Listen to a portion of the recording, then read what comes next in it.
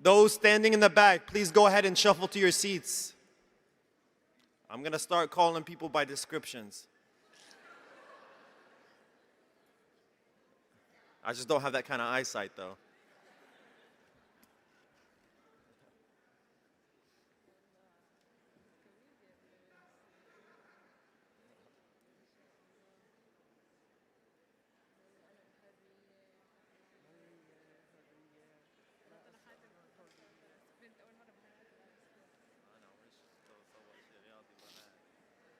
You know, he used to be.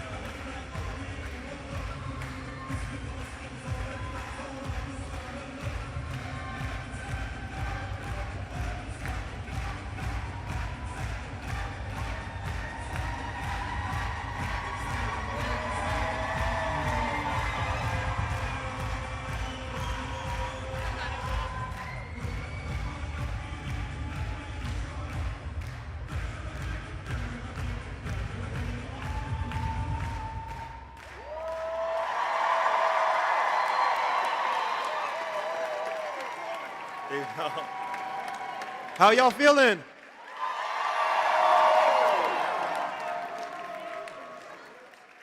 The track that was just played was a medley of songs from the first Intifada, actually. So I'm sure for our elders in the room, this was a bit nostalgic, yeah.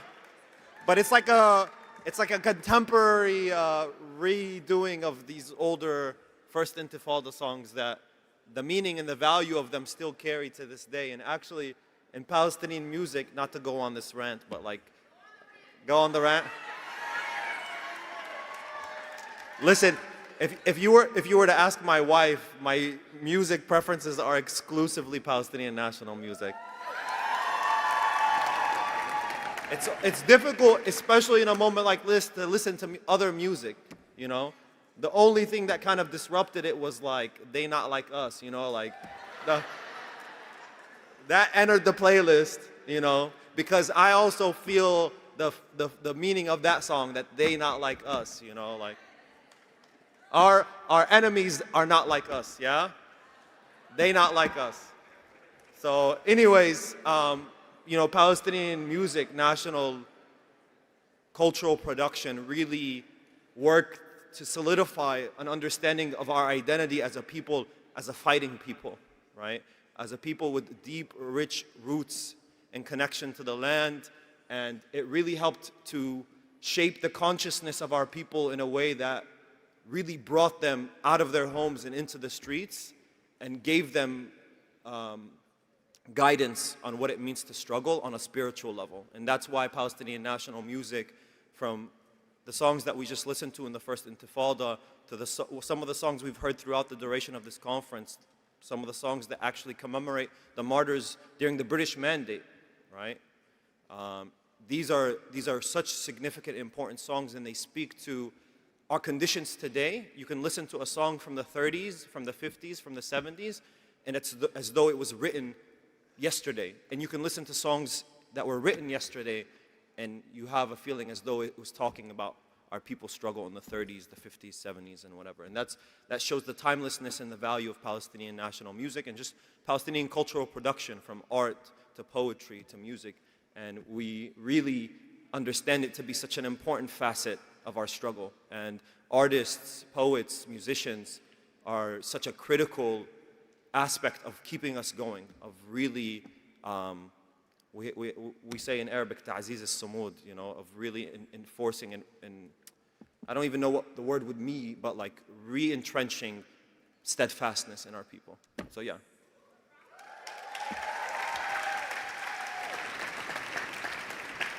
We're hanging out, we're waiting for a surprise guest to welcome you all, to make a few comments. Maybe we'll do some chanting. We want justice, you say how? We want justice, you say how? End the siege on Gaza now. End the ethnic cleansing now. We want justice, you say how? We want justice, you say how? End the siege on Gaza now. End the ethnic cleansing now. Okay, thank you everyone. Sorry, we gotta cue this up. We're good to go. And so, surprise guest, something that we weren't expecting, but you all know what state we're in and what city we're in, yes? Detroit, Michigan. And so we will be joined by Congresswoman Rashida Tlaib.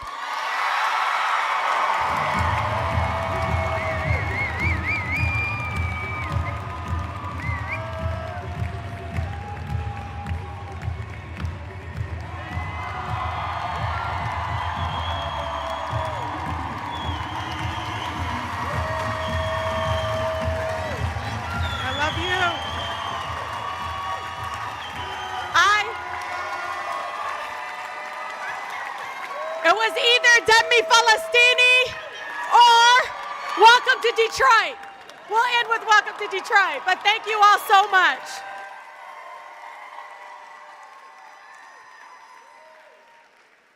Y'all, welcome. Welcome to the most beautiful, blackest city in the country, the city of Detroit.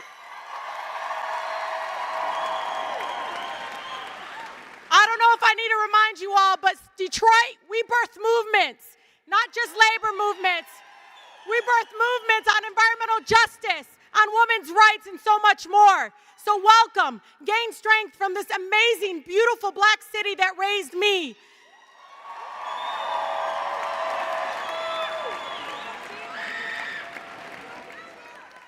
You will always, every single one of you fighting for the liberation of Palestine will always be welcome in my city.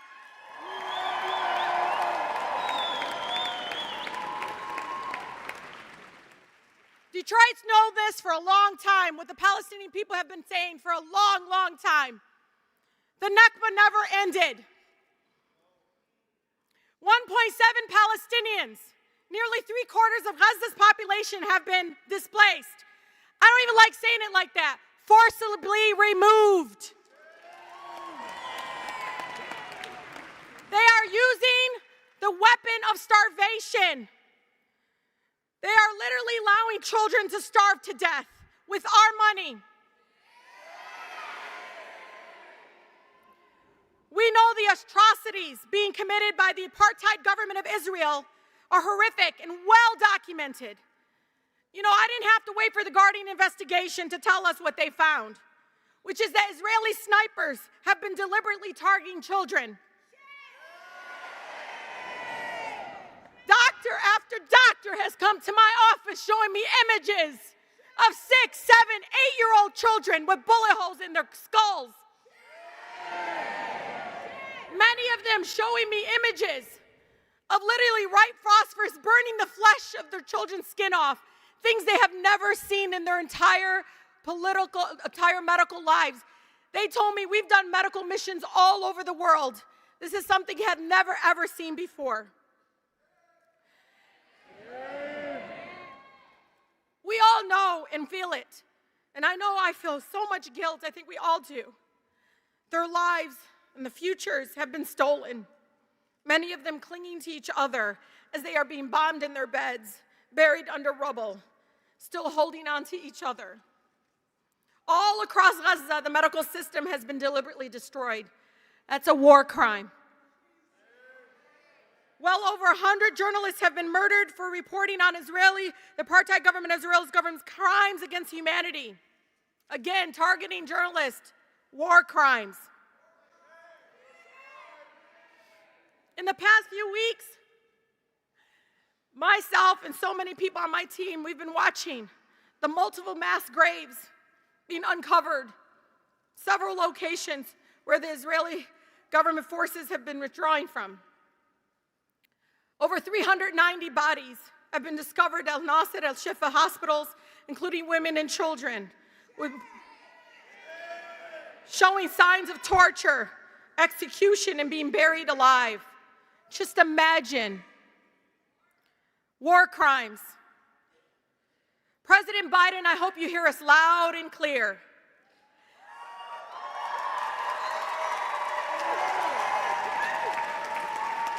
Attacking the authority of the International Criminal Court and interfering in the legal process is nothing more than an attempt to prevent the genocidal maniac Netanyahu and his senior Israeli officials from being held accountable for those crimes against humanity. You are an enabler, President Biden.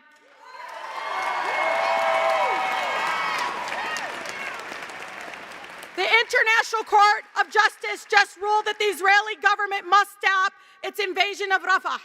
But President Biden says what's happening in Gaza is not a genocide. Where's your red line, President Biden? This is not even consistent with his own views on international law in the past, where he sit there and called and said Putin must be held accountable at the ICC. But he shields the murderous war criminal Netanyahu and the Israeli government official. They are asking us not to believe our own eyes. Each year, our country, and I say our country because it is our country, sends billions of dollars to maintain an apartheid government and support the ongoing ethnic cleansing of Palestinians. You all, every single bullet, every single gun, every single weapon, bombs that we send is a sacrifice of our own schools here at home. Many of which, when I go into the schools, have garbage bags over their drinking fountains because they don't have clean water. Every single bomb and bullet and weapons we send to genocide is less money to house the unhoused. When many of the veterans we send to support endless wars based on lies come back literally needing health care and nowhere to go, but we'll send weapons like this for genocide.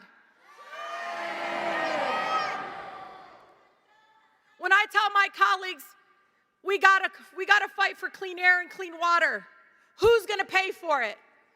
How about we stop supporting genocide and supporting endless wars?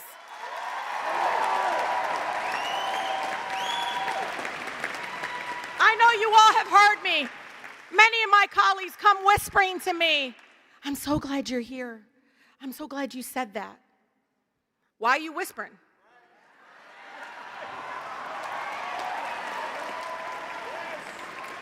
Well, Rashida, you know, I don't support Netanyahu. Well, you just send him $14 billion. No conditions, nothing. When I watch my colleagues, one by one, voting yes to send $14 billion to the apartheid regime, those committing genocide, all I kept thinking about is that us, the United States, is the primary investor and funder of genocide. We're literally co-conspirators. It's shameful. It's shameful when I come back to my district and I hear my seniors tell me, Rashida, when are we going to get an increase in Social Security? And they turn around and turn that TV on and see that we send billions and billions of dollars to literally slaughter children, families, their fathers, their grandparents, their aunts. But wait. You know when my colleagues are outraged? They're outraged over the protest on college campuses in our country. They're more outraged than that, than the atrocities happening right now on the ground in Palestine, the war crimes. Y'all, there's no universities in Gaza. We all know this. We say it over and over again. And now, if they get their way, they're going to silence the universities here at home. It is appalling to witness the crackdown and violent repression of First Amendment protected speech and assembly on college campuses around the country. I just left Wayne State University's student encampment. My alma mater. That's the school that I graduated from. You know, students are putting their bodies on the line to demand an end to this genocide, to demand that their universities divest. And it did not start today. They've been talking about divestment for years. They're demanding their university divest from the same weapons and manufacturers that are sending the bombs to murder innocent children in Gaza and their families, to bomb literally hospital after hospital, targeting and killing journalists. But I want you all to think for a minute. Why are our universities invested in weapons in war in the first place? Why are these universities sending militarized police after their students to protect those investments in war? They are literally spraying them with chemicals for saying, save lives.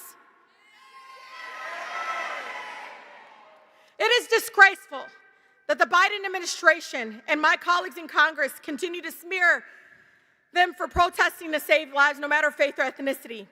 It is cowardly. But we're not going to forget in November, are we? I want you all to know, and I've said this before, it is hard being there. You know, it's hard being in Congress when you see them using racist tropes to describe those that are saying Palestinians deserve to live. Hateful, racist tropes. about why we're standing up and saying enough. But I proudly hang the Palestinian flag in front of my congressional office.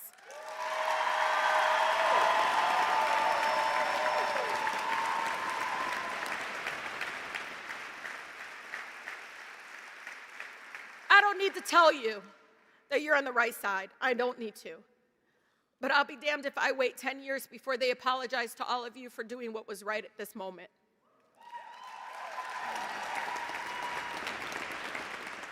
You know, mashallah, I am the eldest of 14 children. Say mashallah. And I can tell you, from when I was 12 years old, transiting for my mom, and when people said stupid things to her and I would go off on them, she'd say to me, Yamma lesh? Lesh انت الوحيدة بتسوي لي مشاكل. She'll say, Mom, why, dear? Why are you, out of all the kids, cause me trouble? Because you had to meet my grandparents. You had to. There's nothing like a Palestinian city. Nothing.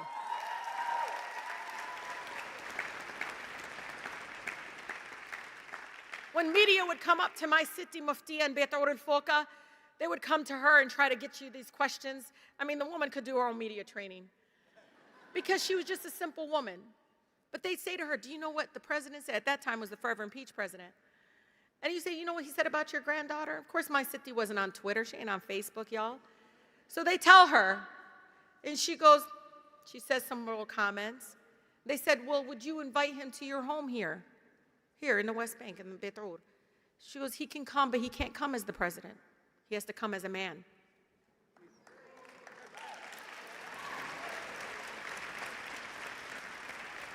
You know, my city died not a free woman. Allah yarhamha. And the only crime she ever had was she was born Palestinian. My city.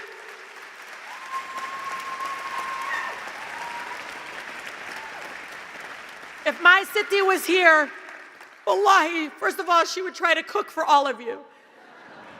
If my city was here, she'd tell you all, it shouldn't be controversial to say stop the genocide. She'd always say to me, ليش يا ستي بيعملوا هيك? Why are they doing this to us? And how do you tell a woman? It's because your mere existence is the threat. And so I proudly walk as a Palestinian American woman, the granddaughter of Siti Muftiya Siti Shama, on that house floor, unapologetic.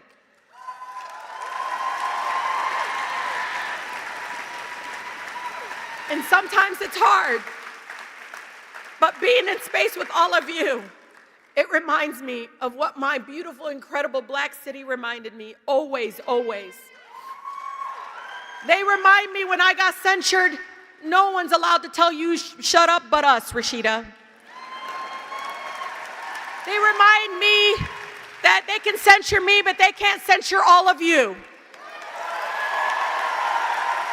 They reminded me that the President of the United States, nor did Congress wake up one day and say black folks should have the right to vote.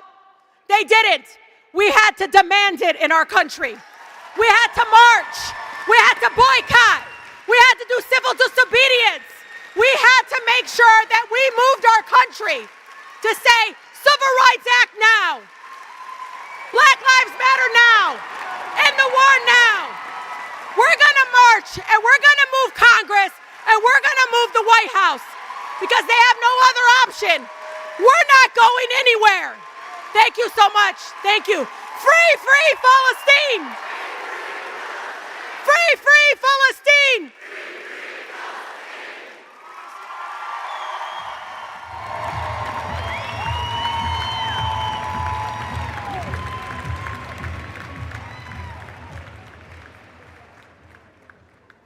Thank you so much, Congresswoman Rashida Tlaib, for joining us today and addressing the crowd. From the river to the sea, Palestine will be free. From the river to the sea, Palestine will be free. Long live Palestine!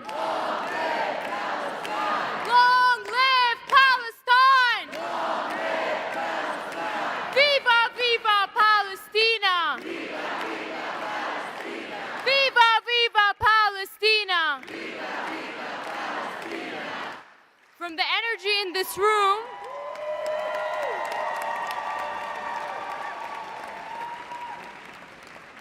we know that no matter who is elected, what matters for our movement is which side you are fighting on. And we know that the majority of us are fighting on the right side of history.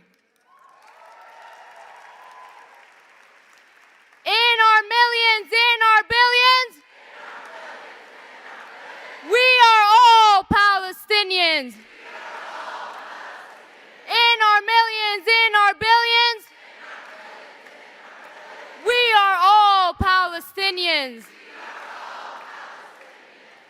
All right.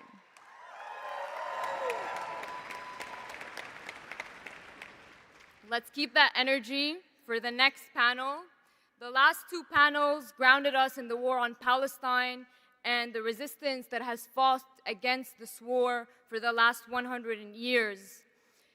And I know that in all of the workshops, the moderators have been telling us that you're all equipped with how to confront Zionism in your classrooms, on your campuses, in your workplaces, in the media. So now we're going to move to reflect on the movement that we have all built together here in North America. Before we start this panel, I want you all to give yourself a round of applause for all the work that you have done for this movement.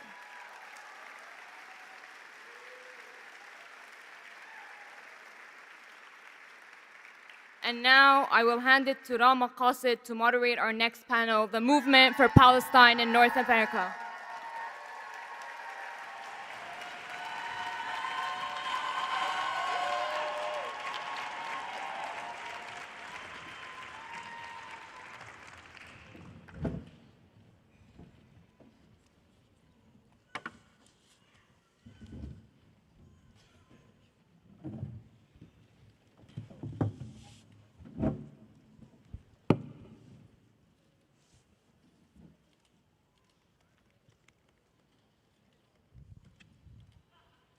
Good afternoon, everyone. Assalamu alaikum. My name is Rama Ali Qasid, and it's an honor to be here at the People's Conference for Palestine. I am a professor in race and resistance studies at San Francisco State University in San Francisco, California. Freshly off of an encampment where students were able to gain some wins in divestment. And if I don't give them a shout out, they won't let me back on campus. So shout out to San Francisco State University.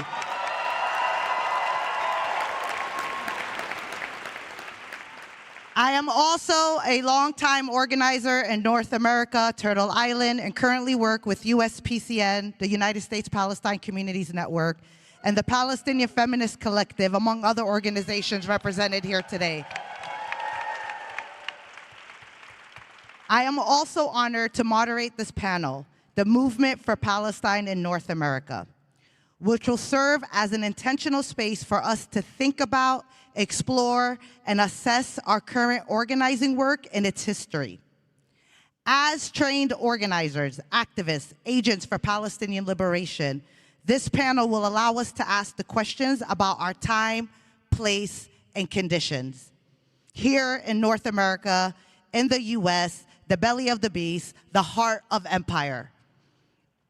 And furthermore, it will better equip us in developing the strategies of organizing and activism and resistance as we inch closer and closer to our liberation. While we are all here gathered in grief for our motherland and our martyrs of Palestine, we are all very much filled with inspiration and the conviction that change is near. We all learned from an early age as Palestinians that the fight for liberation is never an easy task. That to get to the light of liberation, freedom, and self-determination, it takes struggle. It takes resistance. And most importantly, it takes perseverance with a deep understanding that change doesn't happen overnight. It doesn't happen at a snap of a finger or at the speed of a click or a scroll. This panel will also engage us in highlighting the role of the combination of assessment and actions, what some of us call praxis, and that action must have assessment and assessment must have action. And furthermore, these steps sometimes include the changing, the shifting, the pivoting of our tactics and strategies to be more relevant and responsive to the current conditions of our people and then the place where we organize, right here, again, in the heart of the empire.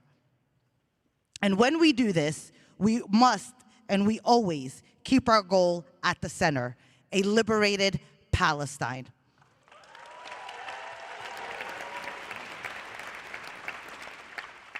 Today, we are joined by 4 amazing organizers and leaders in the movement who will address the current moment, and more specifically, changes, expansions, developments, and challenges that we're currently facing.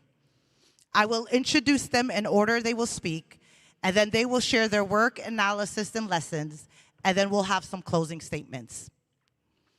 First, I want to introduce Mohammed Nabulsi, who you all have met and heard from since we got here. Give it up for Mohammed.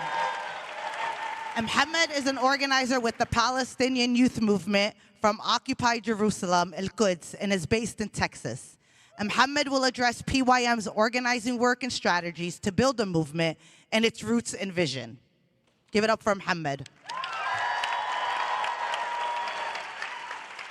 Then we'll have Roua Daas, who will speak, who's a current organizer with the Students for Justice in Palestine at Pennsylvania State University, Pennsylvania, and former organizer with the SJP at Butler University. She works closely with students on a national scale.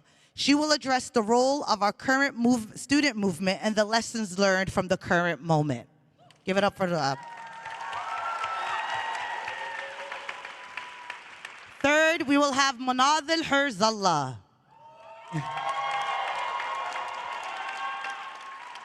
Monadel is a community leader, mentor, teacher, and founder and president of the Arab American Union Members Council. He is a higher education professional and a longtime community organizer in the U.S. and currently organizes with the U.S. Palestine Communities Network and Labor for Palestine. Monadel being a longtime organizer with decades under his belt, he will talk about the history of Palestine organizing and tie it back to today and the current moment. Give it up for Monadel.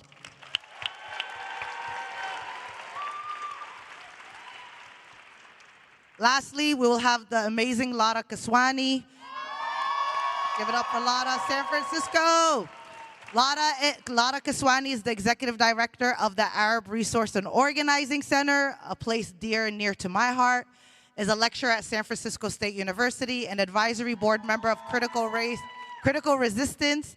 Lara will discuss her experience and her work with AROC and grassroots organizing and building joint struggles and the significance of it in Palestine, in our Palestine liberation work.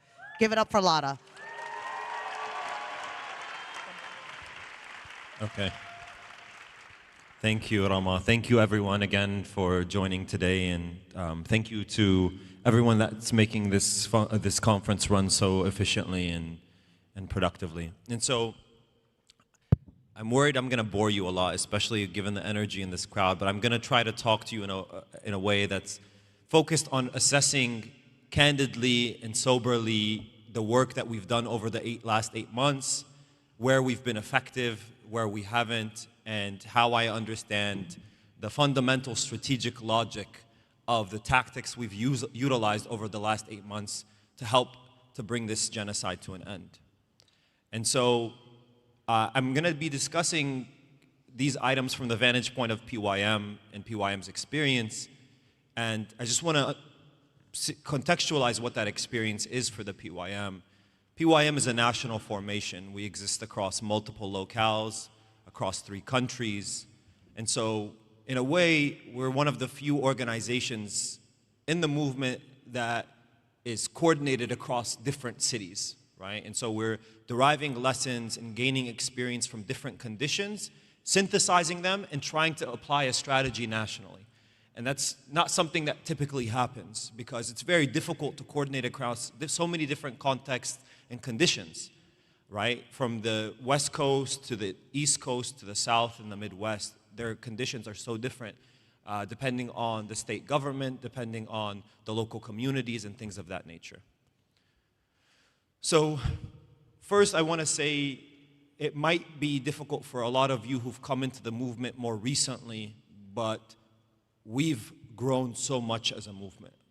We've achieved so much, and it's taken decades and decades of work. And you have to understand that the Oslo Accords that occurred in the early 1990s, that effectively dissolved Palestinian national institutions outside of Palestine, was extremely devastating for the movement for Palestinian liberation in the diaspora. Because the national institutions that gathered, organized, politicized, gave voice to our communities, over time disappeared. And what happened was the solidarity movement emerged as the primary and sole vehicle for political organizing in this country. And in fact, in a way, saved the movement because it continued the struggle despite the change and the transformation in the conditions in Palestine. And so, whereas before, prior to the Oslo Accords, there was way more centralization, especially through the major vehicles for Palestinian work in this country. And I don't want to go too deep into this history because I think Monadel will be able to speak to it way better than I could. But institutions like the General Union of Palestinian Students, which I think sole chapter maybe, exists on SFSU's campus. You know? Contrasted with the 80s where there were thousands upon thousands of Palestinian students who were among the rank of the GUPS movement, of the GUPS, which was obviously still tied to the PLO at the time. And so this lack of centralization prevents us as a movement from being able to really centralize a strategy in a way that allows the tactics to have the most effectiveness, but that's a feature of organic organizing anyways. Sometimes you don't have centralization, sometimes you don't have consolidation, but nevertheless, it makes it to where we have to study our circumstances and the tactics and strategies that have been employed over the last 8 months in hindsight, as opposed to setting a strategy, seeing what happens, and then revisiting after time. And so what I want to do is to talk about what the strategic logic that underlies all of the different tactics. And the number one goal that we've had up until now, over the last 8 months, is to secure a ceasefire.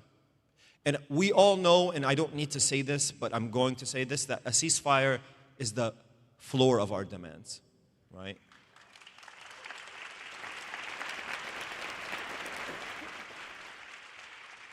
But nevertheless, when you have a moment where the people of Gaza, the people of Palestine are being genocided, the number one ask has to be to stop that genocide.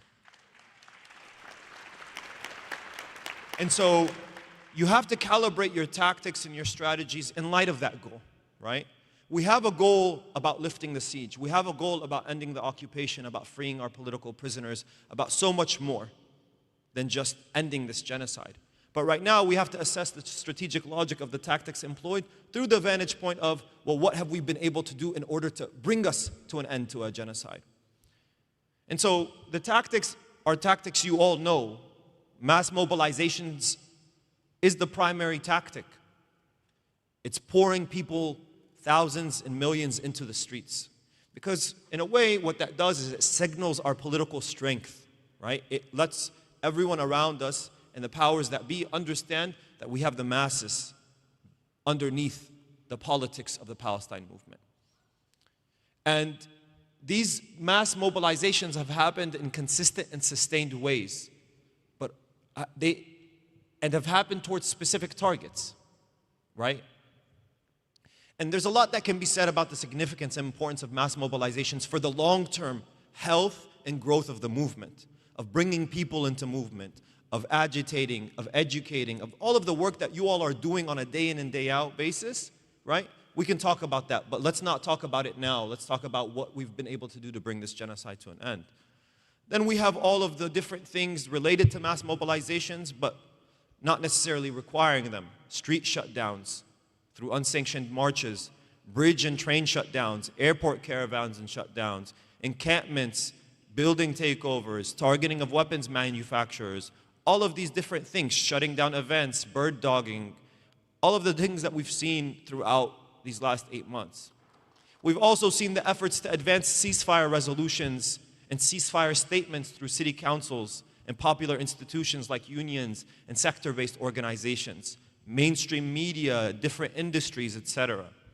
We've also similarly seen this through the uncommitted votes movement that took place over the last few months during the primaries, that was able to sort of do the same thing that the mass mobilizations did in terms of signaling our numbers.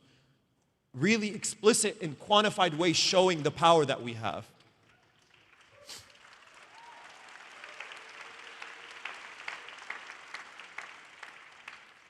On a macro level, understanding there is no centralization, despite the fact that, a lot of the opponents really have this, our opponents and those in Congress have this like amazing imagination where they think that there's like this sole central body somewhere coordinating us all, whether it's George Soros or the Communist Party in China or whoever, right?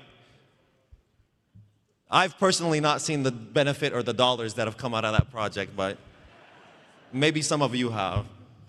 But on a macro level, I believe that the strategy, though it hasn't been articulated or even cohered in this way, was to wage a battle on every front, agitating and implicating the broader institutional life within the West, okay? Beyond waging a struggle and generating pressure on every front, the question is, we're asking ourselves is, what is the fundamental strategic logic governing these different tactics? And which decision makers or maker are we trying to force into taking different decisions? Or who are we trying to push and to what end? So who are our targets? I think these questions are really important for us to have clarity on, because we can get lost in the conversation about tactics, on which tactic to use, that forces us to lose sight of, well, why are we using this tactic, and who is it impacting, and what are we trying to get them to do? And so I think we need to be clear. The chief target has been the Biden administration.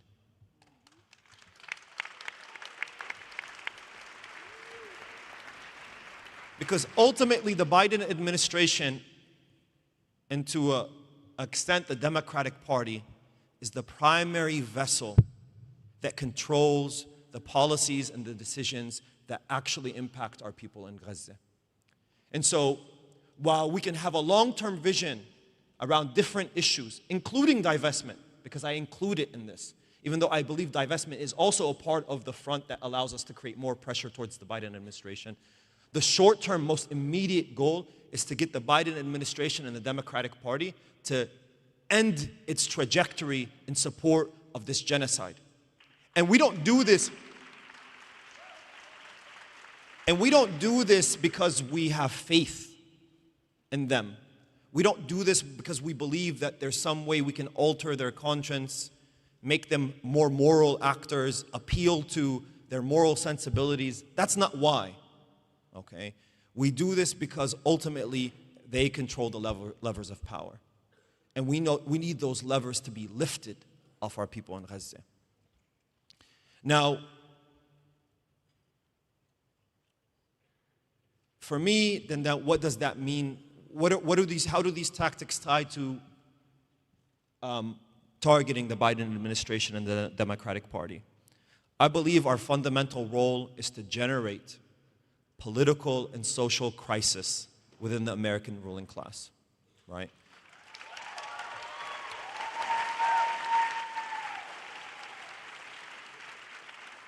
And so what does it mean to generate crisis?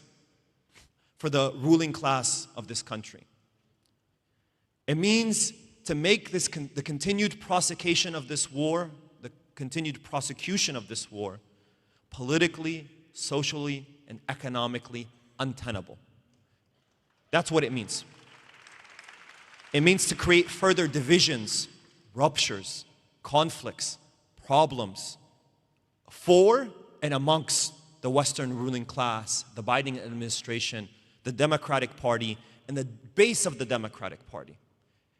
In my opinion, this is the main constellation of actors, organizations, and forces that we have actually targeted. I believe that most, if not all, of the tactics utilized can be understood through this framework as creating and generating crisis.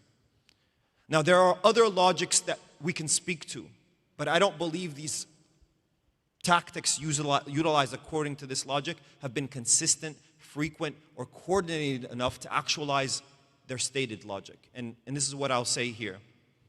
There's two things. There's disrupting the war machine, which we all believe needs to happen. But sporadic disruption of the war machine, including shutting down a weapons manufacturer, is not going to effectively disrupt the war machine, even though it's something we should do and continue to do. But understand its limits, not in terms of it as a tactic. Every tactic is limited, but understanding its tactic as implemented by the movement that currently exists, right? That's how it must be calibrated. The second is, and I mentioned this earlier, making it economically untenable, but the economic cost for Western and Israeli companies, right, with BDS as the vehicle, even that is a much more long-term project than the immediate goals of generating social and political crisis for the Democratic Party. And I say this, and I welcome disagreement from my panelists and others on this, but this is my own assessment and read based off of my engagement with all of the different aspects of our movement. And so what I believe is, now I'll turn to lessons that I think we should take away in light of these considerations. And what you have to understand that whenever we make this assessment, we have to assess what is our movement currently like? What currently exists? And I mean it in a literal sense, like what organizations, what infrastructure? And I mean like media, finances, etc. We have to think about it in terms of our actual coordination, like our ability to work together. That's, it might appear that we're so coordinated as a movement, and there is certainly coalitions and coordination happening, there's no doubt, but not at a level that one can say is consolidated enough to actually be like the implementation of a strategy from a centralized body into the ground. That's not how it works. So we have to think about, what does the movement look like? What are the tactics at our disposal? And what are our targets? And when you make that assessment, these are some lessons that I'm going to give to you. So I mentioned earlier that even our current moment, our capacity to generate the crisis that we have generated up until this point, and we have done this, it must be said, because there's a bit of a, I want to call it nihilism, because I believe it's nihilism, but this idea that everything we've done has been for naught, like that we haven't achieved anything, that the war is raging on.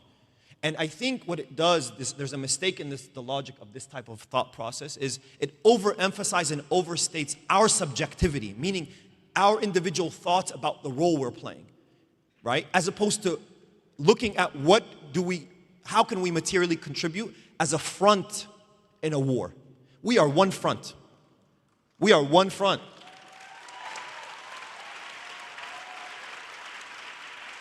We are not the sole front. We are not the front. This genocide will come to an end, in part because of all of the work that we've done. But that's the key word here, in part, because of us, not because of us.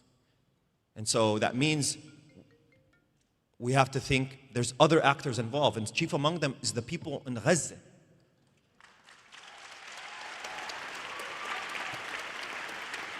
The actors in the regions, the state actors, like South Africa and the ICJ and the ICC. And we don't put our faith in these institutions or in these strategies necessarily on their own, but understanding them as a part of a broader struggle that needs every front mobilized in this moment to bring this genocide to an end. Now, the long-term conversation, we could say, where do we put our resources and our energy? But that's not the conversation for today, in my opinion. So, how much time do I got? I'm already over? By how many minutes? 2 more minutes, okay. Lara's looking at my notes and she's like, that's not 2 minutes. That's not 2 minutes. Okay, so real quick, I'll be very quick. I'm gonna make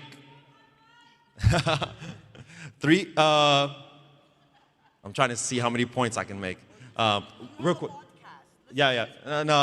No plugs. So the first thing is I actually think the idea of diversity of tactics is really important, and this is a phrase that gets thrown around a lot, but I want to concretize it. I actually think a lot of bodies and movements, institutions, follow different strategies and build towards those strategies at the same time, and sometimes those strategies are competing, sometimes they're in conflict, sometimes they overlap, sometimes they're complementary, okay? In my opinion, what we've seen these last 8 months is that all of the strategies pursued have benefited us. I have to say this. Right? I'm a grassroots organizer at heart. I'm not big on the electoralism. I'm not big on a lot of the stuff that takes place, especially in relationship to the Democratic Party. I'm sure a lot of you relate on this question. But I've also now understood that the role of the uncommitted votes movement in helping bring this genocide to an end, that we needed something like that. We could say everything you can imagine, the student encampments, all of it require, for me, an investment in those fronts. And for the people who want to carry those strategies, let them carry it. We have to figure out at some point how we're going to navigate the contradictions that emerge as a result of the pursuit of different strategies, right? Between us as organizers. That's an internal conversation, in my opinion, to be had. But we can have that at some point.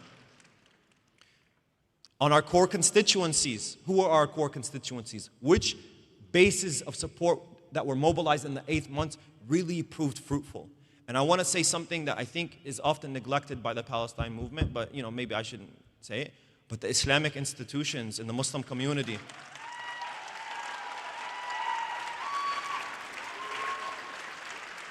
that's been the primary base, in my opinion. I mean, obviously the solidarity, the left wing in this country, the sectors, the various, all of these different things. But now we need to understand the masajid, mass, ICNA, CARE, all of these different vehicles, they've been critical, y'all.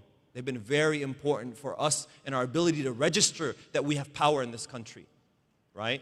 And so that means we need to cultivate stronger relationships with these different core constituencies. And I don't want to spend a lot of time on this because there are so many different ones that I could talk about. Sector-based formations, unions, the left wing, students, whatever. But I wanted to note that because I think it's very important. I want to say other things, but maybe I'll leave it to my closing remarks about infrastructure and what I believe are the needed infrastructure to build. Because now I ask myself, what could we have used on October 8th? What could we have used on October 15th that we don't have now, right? Around media, around like think tanks that produce policies, around financial support, around legal, around mobilizations, because the infrastructure that exists right now is insufficient, okay? And that's fine that it's insufficient. Not that it's fine, but like we understand it and now we just need to build it. Okay, I have other concerns and things to speak about, but I'll stop here. My concluding remark, what I'll say to you all is that I think these 8 months have produced really valuable lessons. And they're not just lessons for me or the panelists here to reflect on and to chronicle, but all of you individually. Both on an individual level, meaning what sustained me, what allowed me to organize, what allowed me to participate, what were my contributions, what were the skills that I built, how am I going to carry that forward beyond this moment? That is a reflection that each and every one of you needs to make. And organizations, collectives, bodies, including newly emerged ones, need to have this reflection, right? And understand that we are all waging a battle on various fronts and that we are all needed. Thank you.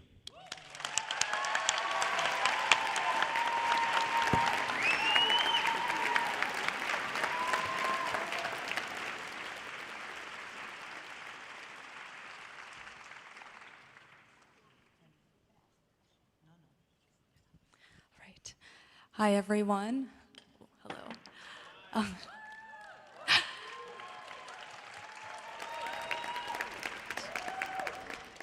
So I am going to be speaking to y'all today about the student movement and the role that the student movement has played over the past 7 months and before that.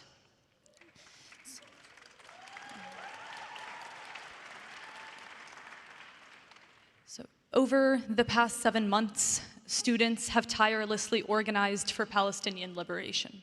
Right? From the beginning of the genocide, whether it be through days of action, through actions around Rafah, through holiday actions, through graduation disruptions, to the most recent wave of encampments, students have mobilized, organized, and built power on their campuses towards divestment. And this has all happened, of course, in the midst of the genocide, and for a ceasefire to end the genocide.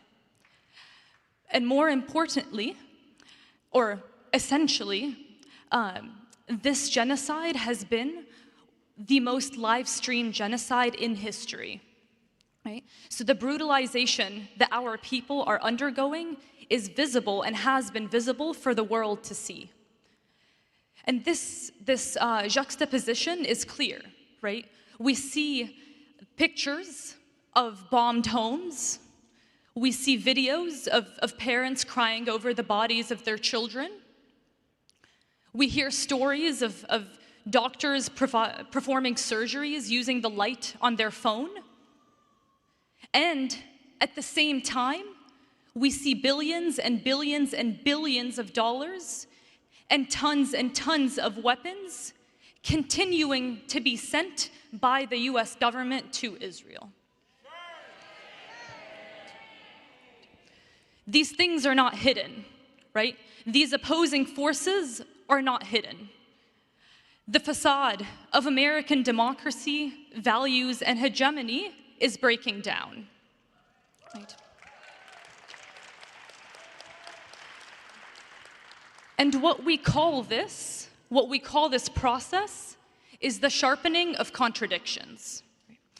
The sharpening of contradictions is how the nature of opposing views, ideologies, and material forces becomes clear to everyone, right? When the truth comes out, as the truth comes out, the corruption of power becomes obvious, and therefore, the masses are agitated and mobilized to show up.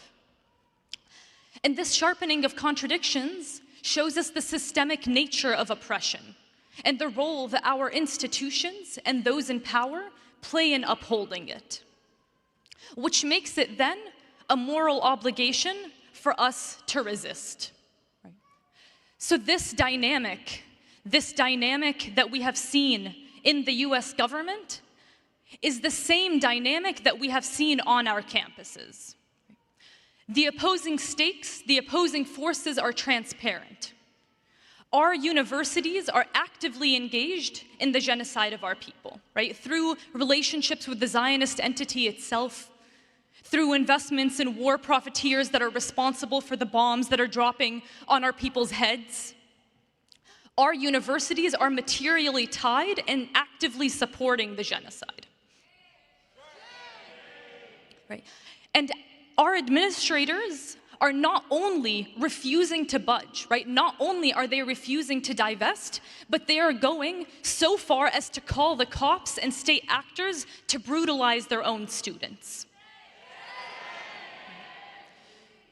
So as students are fighting for life and liberation, our universities are doubling down on their support for a genocidal state that is responsible for murdering over 35,000 people over the span of only 7 months. So this sharpening of contradictions, right, this visibilization of these opposing forces is not only something that we have seen because this genocide has been live streamed. It is something that we have seen and that we as students have actively worked towards on campus. Right? We have worked to agitate our campuses and to illuminate these forces. And we have done this in several ways. Right? Students have used divestment not only as a strategy for material change, right? Not only as a way to weaken the state of Israel, but also as a pressure point to reveal the non-democracy and the US imperial agenda to the public. Students have also used mass demonstrations and disruptions on public property to capture public attention and then force the state and police to repress us in full public view. We have also used the demands of the encampments themselves, right? The demands of the encampments have shown us the extent of the presence and influence of weapons and weapons manufacturers in our daily lives, and the extent to which our institutions will go to protect not only their financial interests, but to supporting the agenda of the empire. So the university has created its own moral crisis. The contradiction between the university's profit-driven priorities and universal humanistic values has dramatically intensified in the eyes of the student body. And student organizers have encouraged other students on their campus and the general public to question or outright turn against the state, right? Students have brought the war home.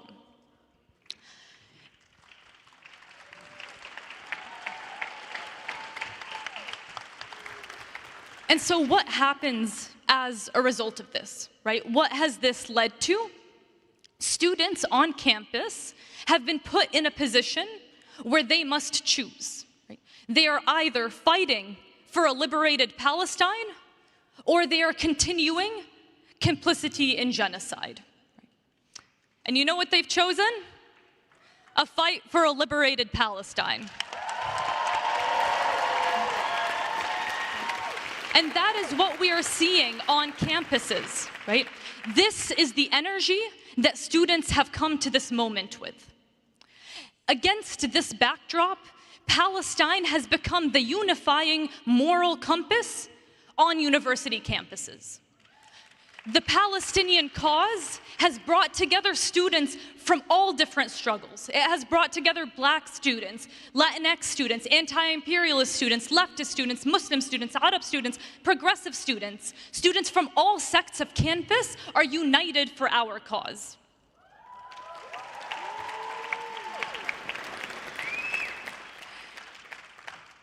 And students on campus have a clear target and clear material ties, right? This is not an abstract thing that folks are fighting against. We know who is responsible, we know what they are invested in, and we know what they can do to change it. And we know that they refuse to do this, right? And this is important. This is important because this materiality, this tangibility provides direction. It provides vision. And this is the vision that's needed for students to play a revitalizing and re-energizing role. It is the vision that's needed to sustain the student movement. And we know that this vision is a characteristic of the student movement, right? Over and over, historically and today, whether it be in the Palestine struggle or other struggles, students have shown us again and again that they are a central part of liberation movements and of progressive movements.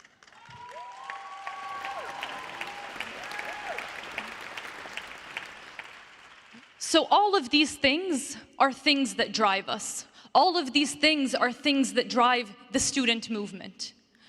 But most importantly, what drives us, what animates our energy and preparedness, what allows us to do what we are doing in this moment, is our people in Gaza.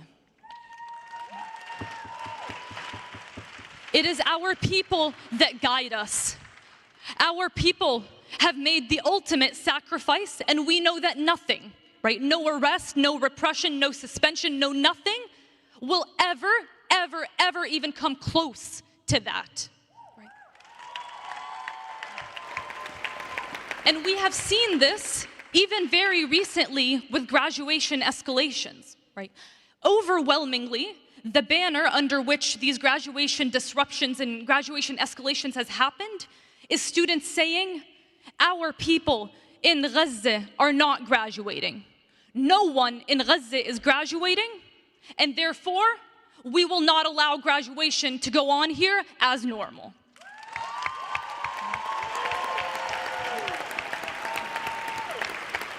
So, our people in Gaza, as a guide of our movement, as a guide of our actions, is not just something that we as the student movement say abstractly, right? It is something that we use to guide us. It is something that is not only in our messaging, but is in our strategy, in our tactics, in every part of our organizing. Another thing that is shared with our people in Gaza is the steadfastness of resistance. This steadfastness, the steadfastness that has sustained the Palestine liberation movement for 76 years, is showing itself in encampments.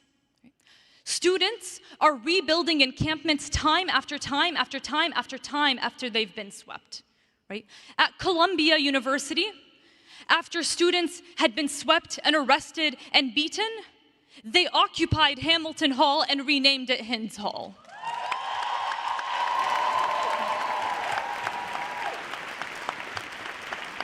At Ohio State University, after their tents were destroyed and hijabis were forced to remove their hijabs by the police, they rebuilt their encampment 3 times. At University of Michigan, right here at University of Michigan, students were arrested in November and they continued to organize. They were arrested in February and they continued to organize. While facing felony charges, they built an encampment that was swept earlier this week and then hit me up to say, what's next?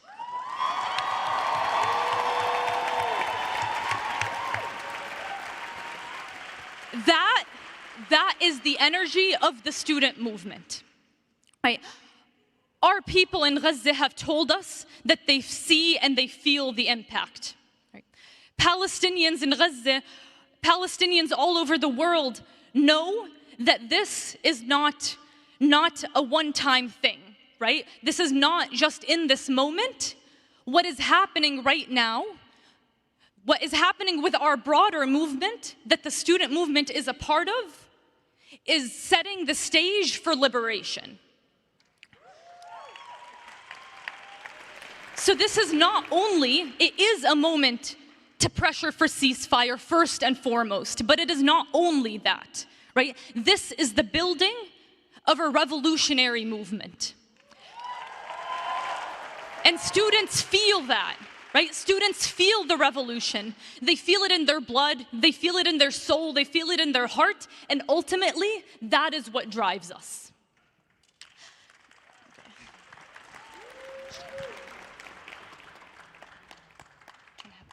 Okay, 2.5 more minutes. I'm gonna speed up. All right, so in this moment, in such a critical moment of setting the foundations for a long-term revolutionary movement, we have learned so much as students, right? First is we have learned the importance of community, the importance that the community plays in the student movement, right? Historically, Palestinian students were a body, right? Students were a body that operated in the community. So they were not necessarily focused on transforming the institution, but on organizing within the community. But this context has shifted, right? The role of the student movement has shifted, and now we are working to transform our institutions, right? The target is the institution. We are operating on campuses. And this makes sense because we are in the belly of the beast, right? We are located in the primary supporter and sustainer of Israel's power.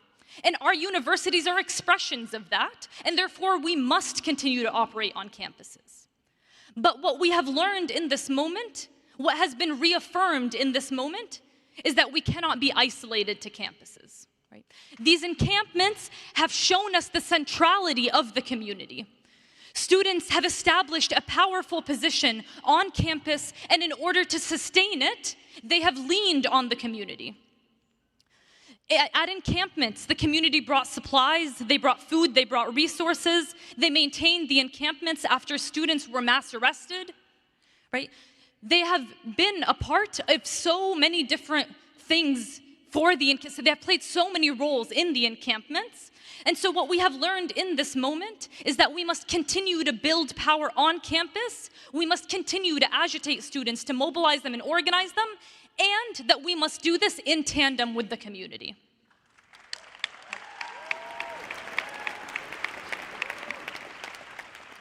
Now, the last thing I'll say is that even though the community has played such a crucial role, we know that the narrative that Zionists and university admins are spinning about this outside agitator or whatever is false, right? This idea that they're saying that community members are coming onto our universities to impede campus operations is one that is fabricated by administration, by Zionists, in order to delegitimize and distort the reality of what's happening. And the reality is that, of course, students are at the core of these encampment movements, right? Students are at the core of these direct actions. Students are at the core of these mobilizations. And so what students have learned in this moment is how to exist on their campuses in disruptive ways, right?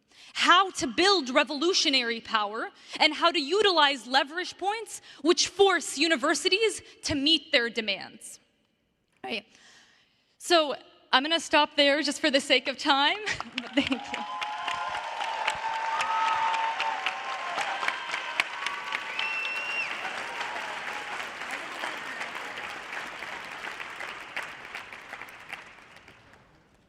Hello. Good afternoon, everyone.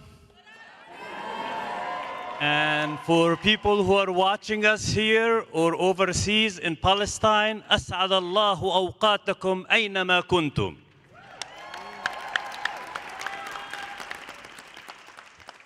Our brothers and sisters back home in Palestine and the Arab world are really extremely impressed over the fact that they are seeing the streets of America, the universities of America is expressing their full support of Palestinian struggle. And I am so proud and honored to be part of the organizing committee for this conference. And actually, I think that if there is something that this defining moment is materializing in front of us, that we are taking on the Zionist movement in the heart of the United States of America. In reviewing the history of Palestinians' activism in the States, most of which was totally reactive to what's happening in Palestine. So when the Palestinians' resistance are accomplishing and during the resistance, the movement in the United States reflecting that. When there always been a defining moment for people in America, when we hear and see our Palestinians are being attacked and being killed. So they're not, if we say Palestinian community and activism in the United States did not come in an organized manner. However, the Zionist movement came with a purpose. They want to be in control of all resources, you know, Congress, senators, and everything like that. So they want to make sure they continue that. Now, the Palestinians' presence had come as a reactive to something. Like when I was like part of the students' movement in the 80s, 1982, the siege of Beirut was a defining moment for us, and we really had a lot of work in the streets. Prior to that, but I don't want to bore you with the history, but our history speaks for itself. When the fact that also there was a downside of activism, but after the 1983 and the enforcement of the PLO to leave Beirut, it was like kind of like a downside to the activism. Only in Palestine, when the first Intifada came, it was back again. It was people in Palestine, were struggling against the Zionism, and we also had each city, almost each major city in the United States had a chapter of the General Union of Palestine Students. We are very proud of that history for the fact that we have thousands of mobilized Palestinians in part of the General Union of Palestine Students. Not only that, but also each sector of the Palestinians were organized. Part of the General Union of Engineering, part of the General Union of Women of Palestine, part of all this. Now, you also can witness the fact that towards the end of and starting planting the seeds of Oslo Agreement, which was signed by the PA elements and symbols, we have suffered a setback, okay? And that setback, and we believe that these forces are nothing but an extension to the reactionary Arab regimes. They're just part of this US dominations. And I wanted to also talk to our brothers and sisters back home, and I wanted to ask, they are impressed of the American students taking over the campuses and the universities. I want to say to them in Arabic that without the hard work of our Palestinian youth and Palestinian students, we will not be here. So I wanted to say that يشرفنا وقوف شعبنا وأهلنا في الأرض المحتلة وهي في فلسطين مع الشباب في الأمريكي. لكن إعقاد هذا المؤتمر نسجل بالصوت العالي أننا سنبقى نناضل بكل وسائل النضال المتاحة حتى تتحقق كامل الأهداف الاستراتيجية العادلة والمشروعة التي انطلقت هذه الحركة الوطنية الفلسطينية أساساً لتحقيقها على الأرض الفلسطينية والأرض العربية.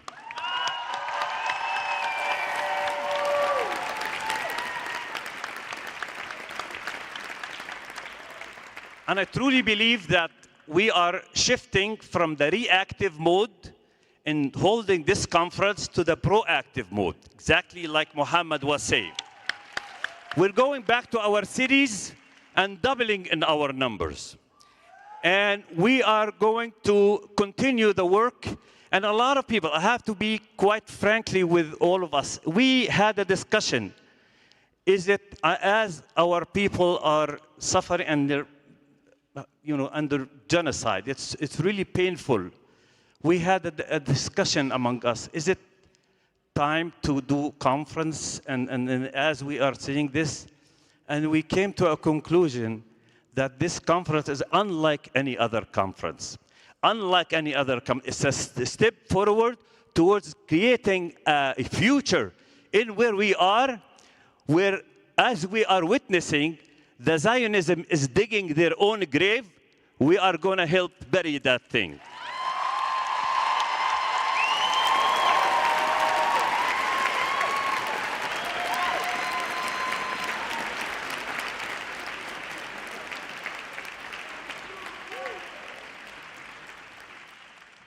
So I think in the intergenerational conversation that's taking place at this conference is extremely important. And when we see our younger generation leading the work, we're extremely proud and honored. And particularly people who are encouraging their children and their grandchildren to be active and the forefront. In my generation was not. We're like almost almost every Palestinian household, they were very, very, very overprotective. You go back to your cities and some sarcastic relatives will say, حررتوا فلسطين, جيتوا من المؤتمر. And I think it's important to really organize and mobilize and start organizing our own families, our own neighborhoods, our own communities, in the mosque, in the churches, everywhere. That we are not and will not be in a reactive mode. We have started a movement and we want to continue this movement. And by the fact that we all came here after a certain war. You know, people came from after the war in Iraq, people came after the invasion of Kuwait, people came after the Intifada, second Intifada. So we come together, but look at you, how powerful we are in the same room, communicating with each other from different parts of Palestine. I want you also to visualize this. I was part of a conference, that's an international conference in solidarity with the Palestinians. There was labor conference was held in Algeria. It was delegations from all over the world and all in solidarity with the Palestinians. When everybody was going home, the Palestinian delegation, almost in tears, was saying goodbye to each other because everybody has to go to a different country. We are waiting for a moment that we are all going to return to Palestine.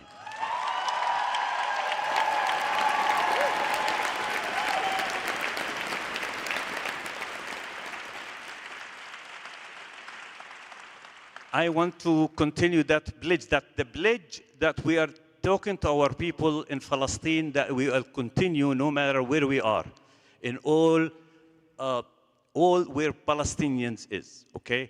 We have met in exile, and we will continue to struggle in exile until the moment that we return to Palestine. My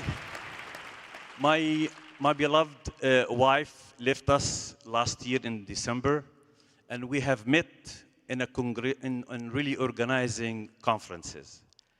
And now I'm proud to say that our son is in the forefront of struggling for Palestine.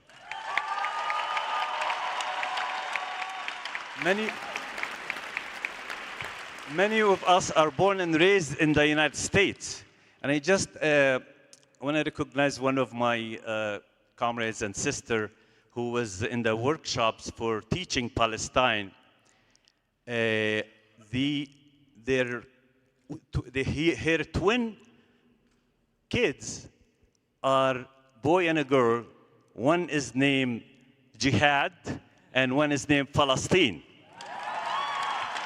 That shows exactly how the continuation of our struggle will continue generation after generation. And I wanted to end up by this right now. I want to, in my organizing, not my academic work, for us in this room who are part of the General Union of Palestine Students, please, in the 80s, please stand up. In the 80s. I'm going to stand.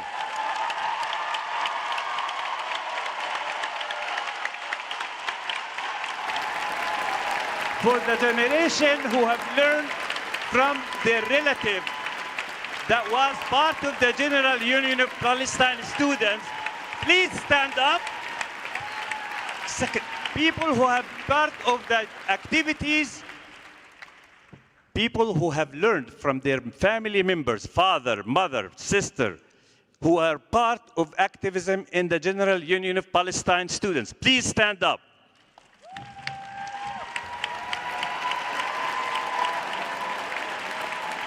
For people who are attending this conference, who said to themselves, oh, know what? I wish so-and-so was with us today. Please stand up. Thank you all for this amazing show of power. We're still at the beginning. and will continue to do so.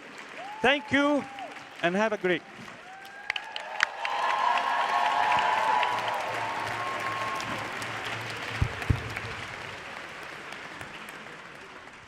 Well, that was humbling and inspiring. I was asked to speak about cross-movement building, and the people who stood up are many mentors of mine and others, the elders who actually taught us about the radical revolutionary tradition of the Palestinian left that is based on and rooted in internationalism. And yes, let's applaud to that. Many of us in this room are indebted and shaped by internationalists, by feminists, by abolitionists, and it's through that lens that we know what is made possible when we struggle alongside one another. When we understand that literally all oppressed people are not free until all of us are free. And we can say, without a shadow of a doubt in this political moment, that Palestine is the roadmap for global justice. That Palestine is the roadmap for freedom of all people. So if we understand this, then we need to ask ourselves the important questions that Mohammed started with, which is how do we build power together? How do we as Arabs and Palestinians, how do we understand our struggle as not only about freeing Palestine and contributing to the liberation of our people in Palestine, but in service of all movements against US imperialism? And how do we learn from other movements, many of which are represented in this room, other movements in this country, particularly the ongoing struggle for land back and decolonization for the indigenous people of this land? And how do we learn from the Black freedom struggle and the significant role it plays in shaping our work? So I am proud to be part of AROC, an organization that is very much based on that framework. We provide direct services to poor and working class Arab and Muslims across Northern California. And we organize our people to fight against the conditions that force them to need those services in the first place. And we understand that to be racism, to be militarism. So we fight for the dignity of our people from here to our homelands, and we understand our struggle and our freedom and dignity as inextricably linked to the dignity and liberation of all people. So cross-movement building, solidarity work, we should all leave today understanding that it's not just an understanding, it's not just a shared concept, it's a practice. And internationalism and solidarity is not just a moral imperative, although it is a moral imperative. It's a worldview. So I want to give a few examples to really concretize what it means to be in joint struggle, so that in this moment we can look forward and think about what can we do, because we are in a moment with endless potential for our movement. And I want to tell the story of Block the Boat. So AROC in 2014 started the Block the Boat Coalition. As you may recall, in 2014 there was another war on Gaza, and our people were being massacred, and our folks were mobilizing in the streets all across the United States, including the San Francisco Bay Area where I'm based. And we knew we had to take it one step further. And we knew we had massive support and solidarity. And we knew that every weekend, the Israeli shipping line, the Zim ship, came to the port of Oakland, the 5th largest port in all of North America, and docked at the port, unloaded its goods, and in turn, made money for the state of Israel. But we also knew that we had labor solidarity. And we worked with the dock workers, a predominantly revolutionary Black union in the Bay Area, ILWU Local 10. And we didn't, as Palestinians, we didn't just show up to the port. We didn't just protest and say, please don't touch that ship. We went to the union hall every morning. We went to the union hall every afternoon. We spoke to the workers. We explained to them why we were going to be showing up. We did the relationship building and the political education. We built a coalition of over 70 organizations. We called for everybody across the West Coast to block the boat. And on that day, we showed up to the Port of Oakland with 6,000 people that morning. We showed up that morning, and the workers did not touch that ship. But then, we showed up again that afternoon, and the workers did not touch that ship. And then we thought about it, and we were like, wait a minute, let's show up again tomorrow. We showed up again the next day, and the next day. For 5 consecutive days, that ship was not touched. That ship left the Port of Oakland in 2014 in August. It came back in September. It was also boycotted by ILW Local 10, who honored our pickets. It came back the next month in September. It was also honored, and that ship was turned away. That ship tried to come back in 2021, and we organized Block the Boat again. And we actually called for an international Block the Boat from South Africa to across North America and across Europe. And once again, that ship was turned away, and now we can say 10 years and counting, the Israeli Zim shipping line has not been welcomed to the Port of Oakland.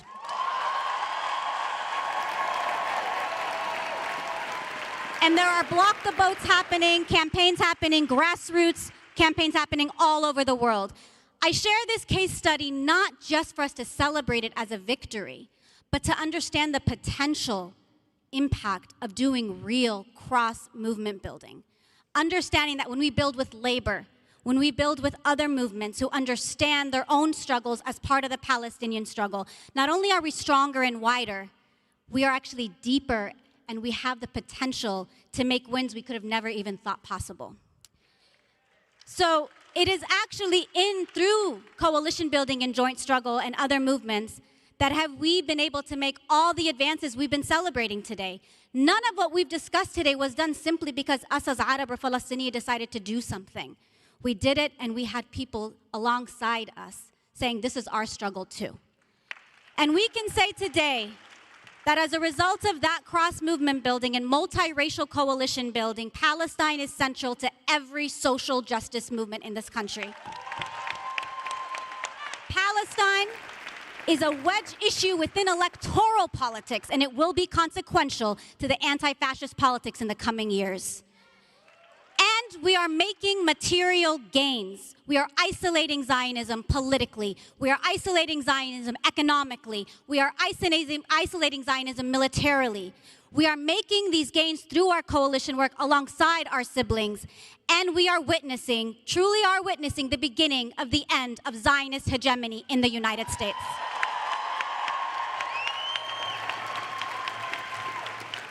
And we can take stock of these wins and how that's taking place, whether it's the ceasefire resolutions, whether it's labor. Half of organized labor in the United States is now calling for ceasefire. Whether it's the endless city council resolutions and municipalities calling for ceasefire, but then we didn't stop at ceasefire, as has been mentioned. Now we're doing divestment, where we have 2 cities in the Bay Area, the first cities across the entire United States to actually divest from Israel. And we have the brave students who are teaching us what divestment looks like.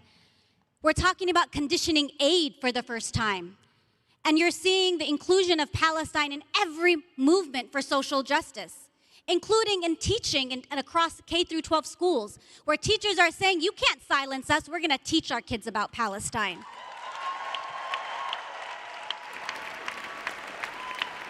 In this moment, we can say our movement was responsive to the scale and immediacy of the moment.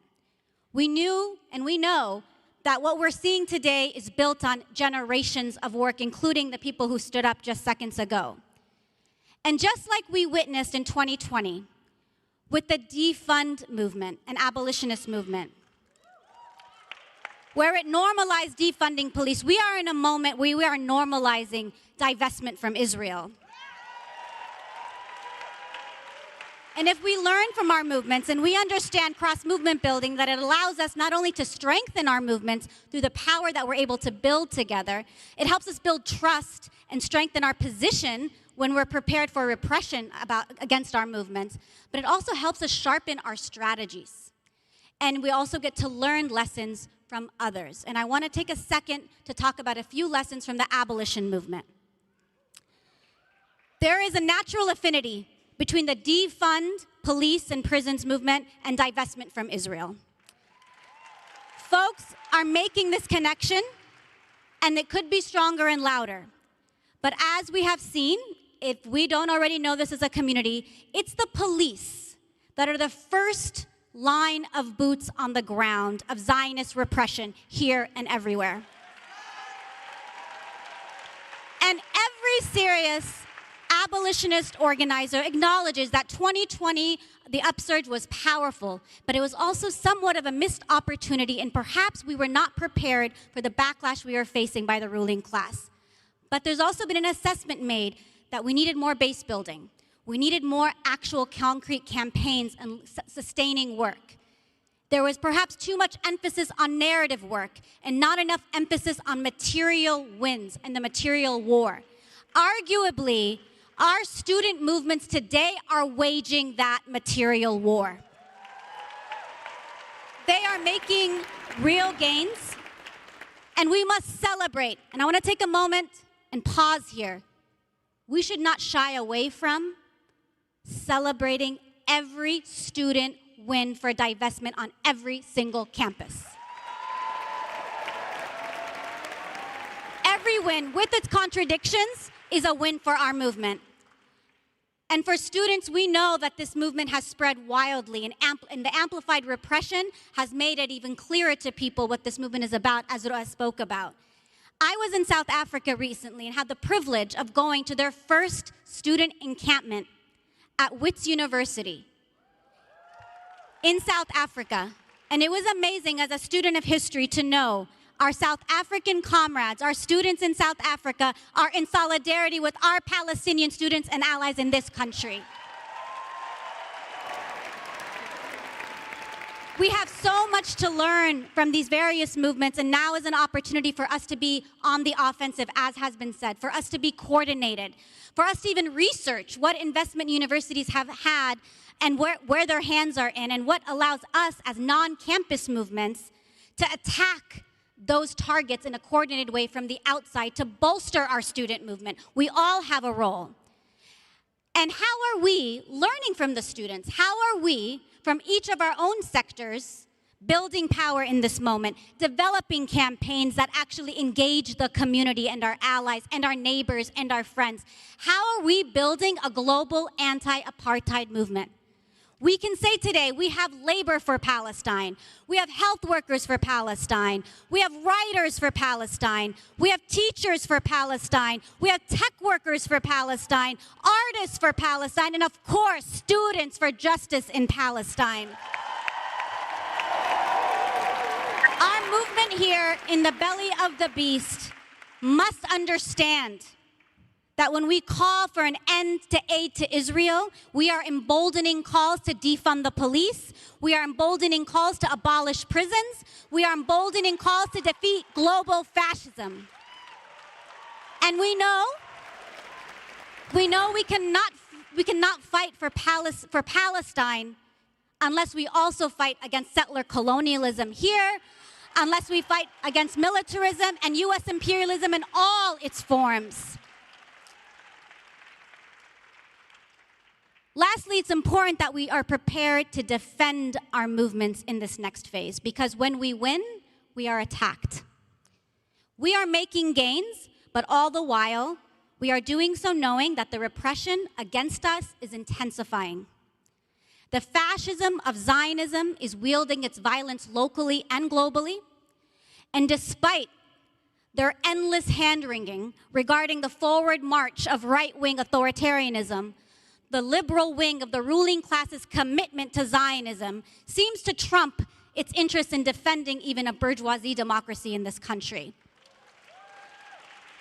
We must also come up with some national strategy that is based on local conditions. We must also widen our movement and not turn inward. Time now is for us to build a united front. It is time to put away sectarianism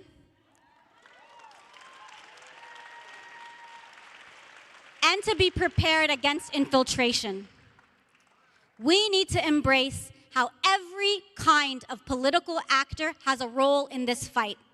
Everyone from grassroots organizers and activists, politicians, human rights organizations, labor, and even corporate actors. We need to build the capital C coalition, which means we're not all going to agree 100%, but we are organizing a broad and diverse movement that is welcoming people into this fight to ensure that we're learning from our comrades who were able to overcome apartheid in South Africa. And as we prepare for repression, we must understand that we need our allies alongside us because they will be instrumental, particularly our anti-Zionist Jewish allies, in the fight against the political repression we are going to witness. The representation of Arab and Palestinian in the leadership movement is significant, and people finally are understanding that. People understand that those most impacted by the issue, those closest to the issue, are closest to the solutions, and therefore following the leadership of Palestinians. This is the biggest crisis today for the progressive Accept Palestine movement and liberal Democrats. And we need to deepen that fissure. Elections are coming up, and we need to make Palestine an electability issue. Our struggle needs to continue with whatever the outcome of the elections is. And the conditions on the ground, US foreign policy, as well as our work, have made it today so that calling for an end to aid to Israel, a call that only months ago we thought would require a 15-year strategy, is actually common sense today. So I want to end with just a few questions. How do we materialize that as soon as possible? Ending US aid now is such a common sense demand, and we need to utilize all the tactics at our disposal: legislative, direct action, grassroots mobilizing, political education, divestment campaigns. We must consider the long-term multi-sector needed in order to overcome Zionism and US imperialism. And lastly, I will just say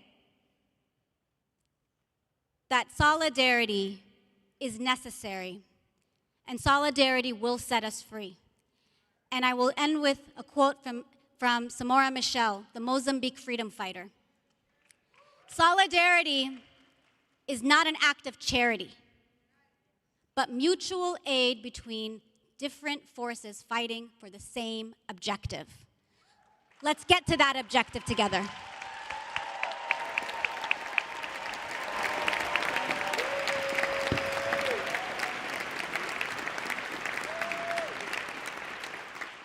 I don't enjoy the job of telling folks time is up. We could do this. I could do this all day and listen.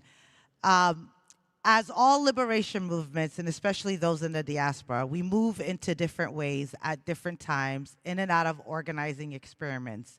Again, as I said earlier and as we heard today, to respond, to ensure we are responding and we are relevant to current conditions. However, there's one main feature, an important feature, that I want to know and I want to name at this unique moment and moving forward for us to keep in mind. And I don't say this and use these words lightly, and I would not have said this 10 or 20 years ago. Palestine liberation has become and is a social movement of our time, and we must sustain it.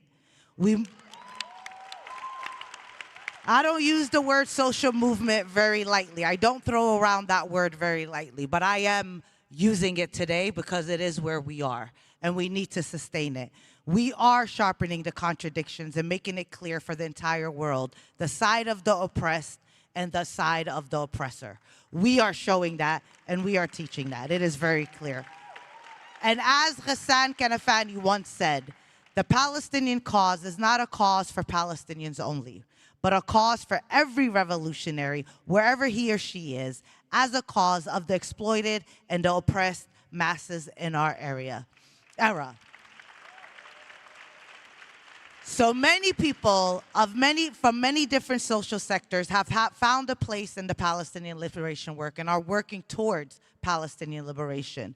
A social movement is what is collective, which means what is collective in aligning in our goals.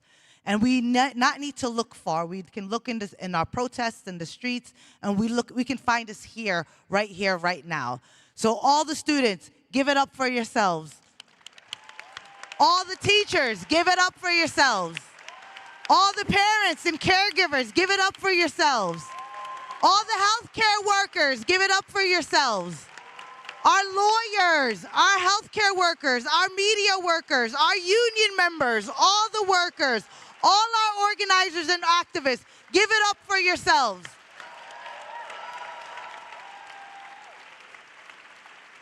So I want to thank the panel again for giving your assessments and your lessons. I'm going to wrap it up. I'm going to try to do this. We're going to try to do this.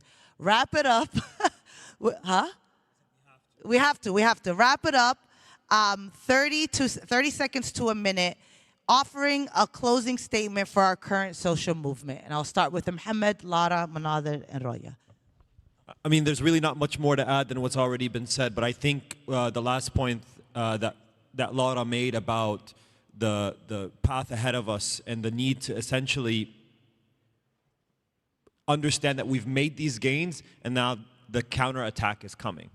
And so we need to not run away from fear, not cower, especially if you take any lesson from this conference, is that our people have made so many sacrifices, and that liberation requires sacrifice, and that includes sacrifices from all of us in this room.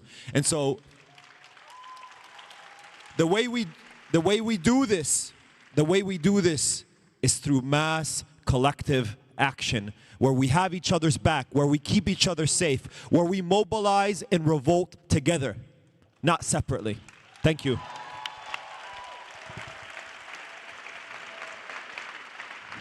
I think we have to understand the duty ahead of us and what's required, and we can't allow the people, our martyrs in Gaza, to have died in vain. It is really our responsibility to carry this work forward in the belly of the beast. And I believe, as we witness our elders passing away, as we witness the massacres in Gaza, as we witness the Nakba generation, my own father passed away recently, who lived through the Nakba, and I know that one day, inshallah, my one-year-old daughter will return to Palestine.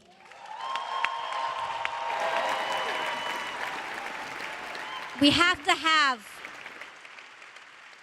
optimism of the intellect and optimism of the will and pessimism of the intellect. We know what's ahead of us, but we will be together in a free Palestine.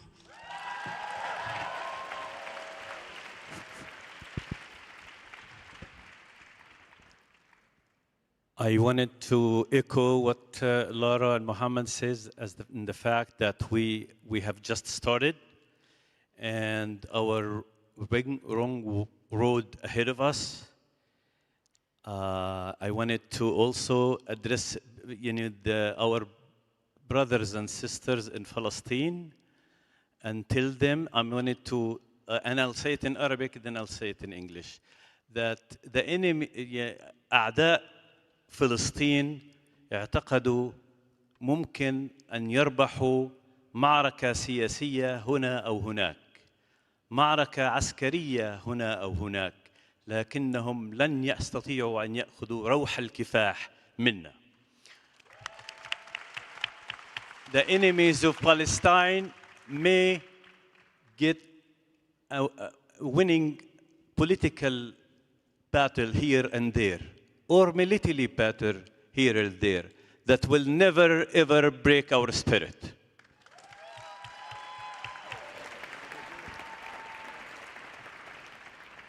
Right, y'all.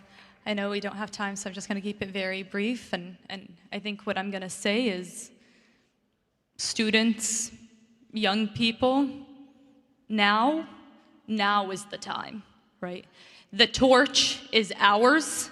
The torch has been passed down to us. We must remain steadfast. We must continue to organize. We must continue to resist. We must continue to fight for a free Palestine. Thank you, everyone. Thank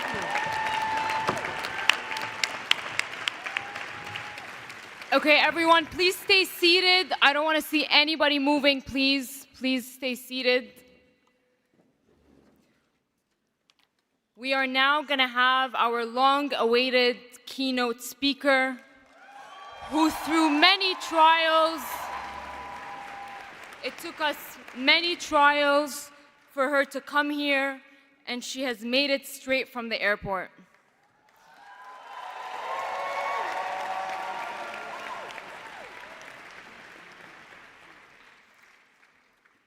حرية حرية لا أسرانا الحرية حرية حرية لا أسرانا الحرية يا شهيد ارتاح ارتاح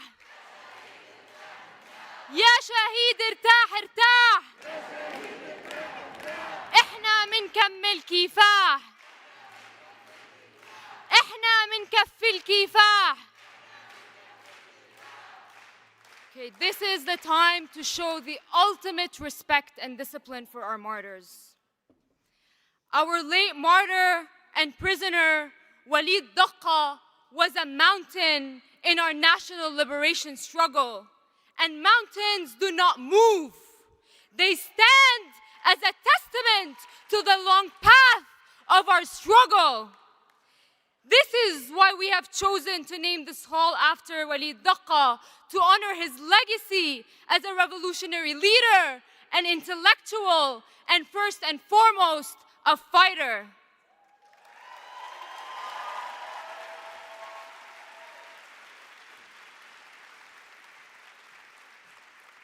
Walid met the revolutionary Sanaa Daqqa, who would later become his wife, as a journalist during a prison visit. He was moved by Sanaa's brilliance and commitment to our struggle.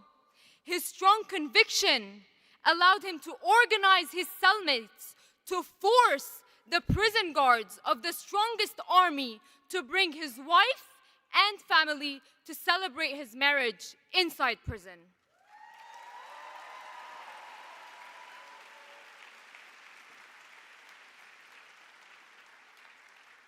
Sanaa and Walid's daughter, Milad, which in Arabic means birth, was conceived through his smuggled sperm against all odds.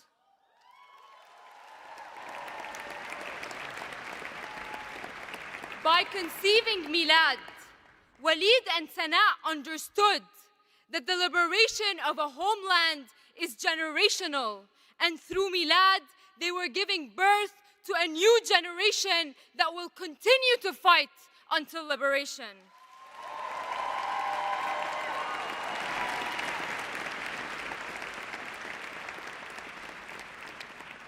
Sanaa Daqqa is a revolutionary woman and journalist who has been since a young age confronting Zionism on all fronts. The daughter of a prisoner herself, she married Walid Daqqa while in prison and committed to his imprisonment struggle and the struggle of all Palestinian prisoners. Even after his martyrdom, Sanaa continues to lead a campaign to release the body of the martyr Walid Daqqa, who continues to be illegally held in a Zionist prison until today. We are extremely honored to welcome Sanaa and Milad Daqqa as the keynote speaker for this conference.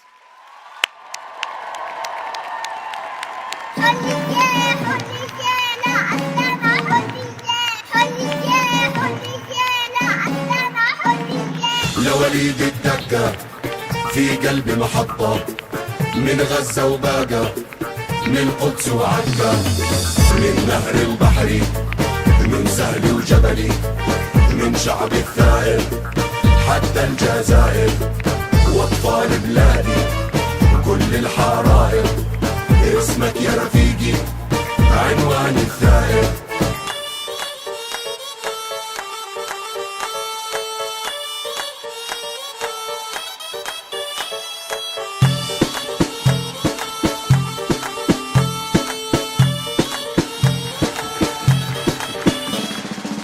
يا سر الزين أنا غنيت، هاي سهر الوعي يتحول وعي، عذاب الأسد يتحول نصر. لو سجنوا الفكرة بتنبت فكرة، واليوم وبكرة وفي لحظة وفترة، وانت محتلي راح تصبح ذكرى، ذكرى انتصار شعب الجبار، ويوم انهيار هان استعمار.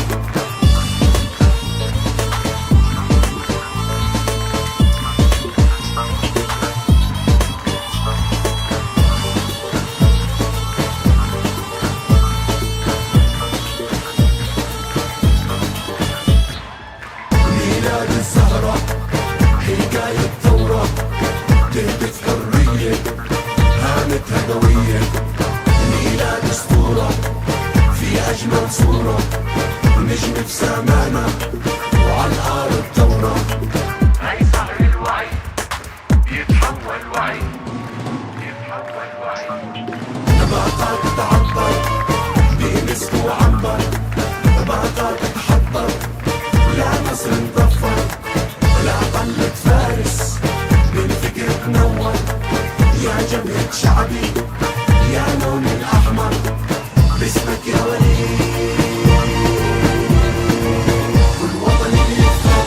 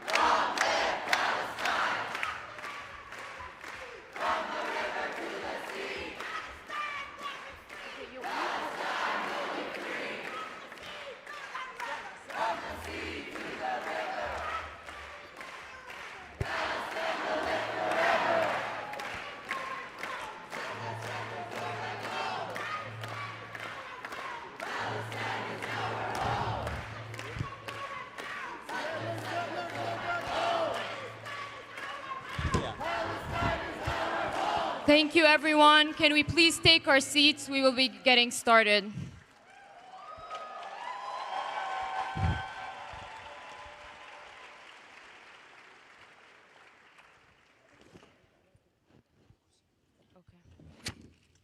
أولاً لنا أكبر شرف أن مناضلة بحجم سناء دقة وميلاد وليد الدقة معنا اليوم رغم كل الظروف.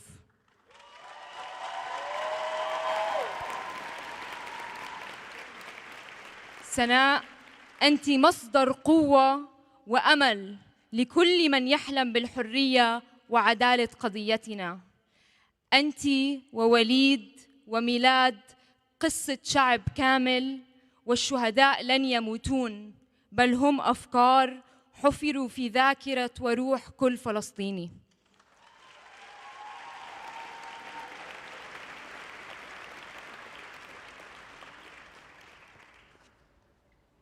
مساء الخير.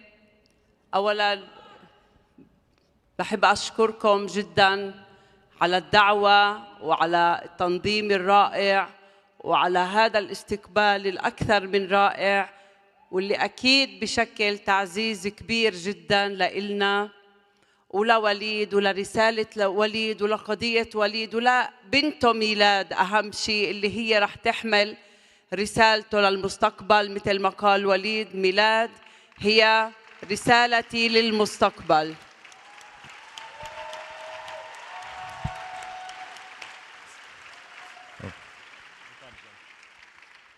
Good evening, everyone. First of all, I want to thank you all and thank for this invitation and for the amazing conference that's been organized and for the welcome that I just received that instills in me inspiration and serves me and Walid and his story and his message and his struggle. And he always said that Milad will carry his message into the future.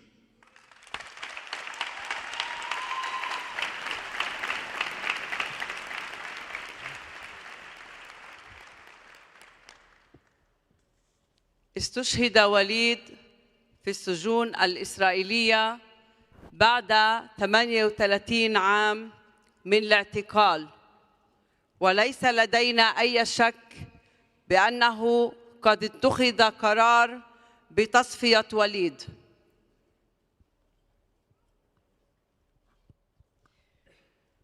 Walid was martyred in the Israeli Zionist prisons after 36 years of imprisonment.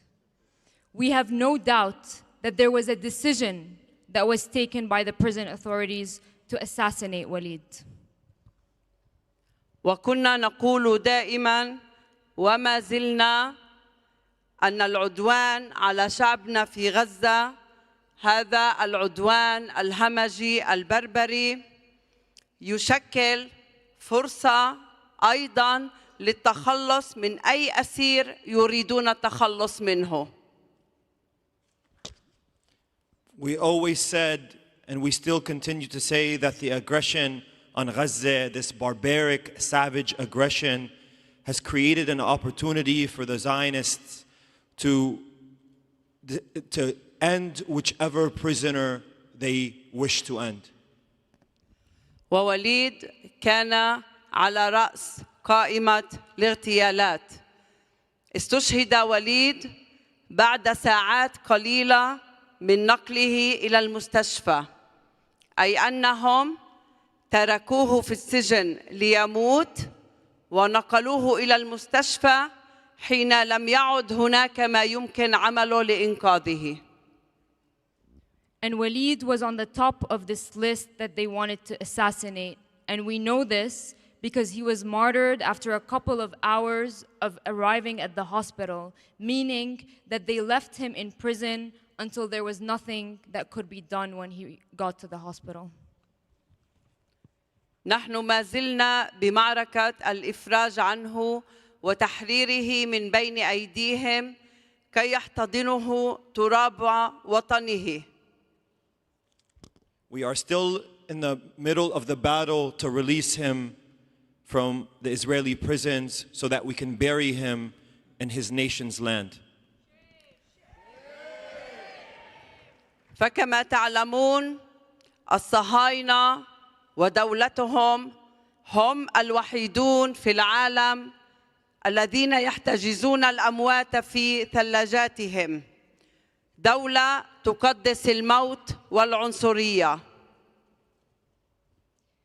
And as you know, the Zionists and their country are the only people that keep dead bodies after they are killed.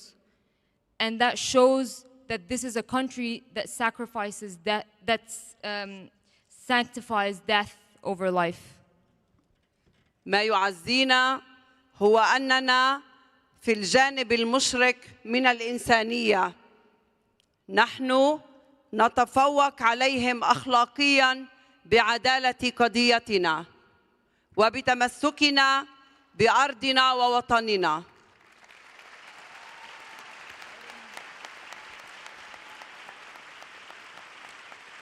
What allows for us to retain glory and honor is that we are on the side of humanity, that we are better than them morally because we are committed to our land and the freedom of our country.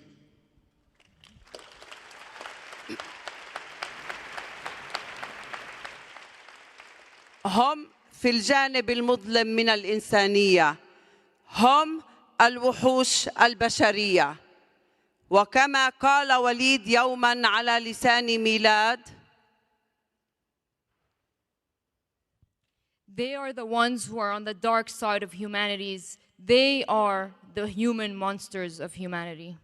And as Walid once said on Milad's tongue, أو قالت ميلاد على لسان والدها. or Milad said on Walid's tongue, نحن لا نخشى هذه الدولة وغطرستها. نحن من يصنع الحياة وهم يصنعون الموت.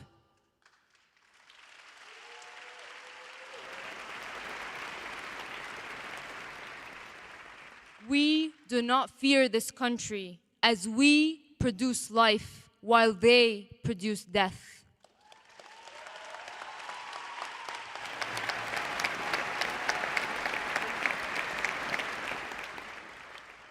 أيها الأعزاء، استمروا وعلوا الصوت واملأوا الساحات ضد هذه الهمجية العنصرية الصهيونية البربرية، وستبقى كلمات من سبقنا إلى المقاومة هي التي ترشدنا دائماً بأننا لا نستسلم، إما ننتصر أو نموت.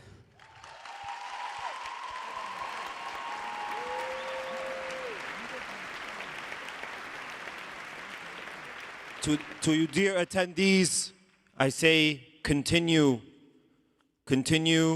to raise your voice, to fill the streets against and demonstrate against this racist, barbaric, Zionist entity. And remember that our resistance is what roots us in our struggle, that we will not capitulate, that it is either victory or death.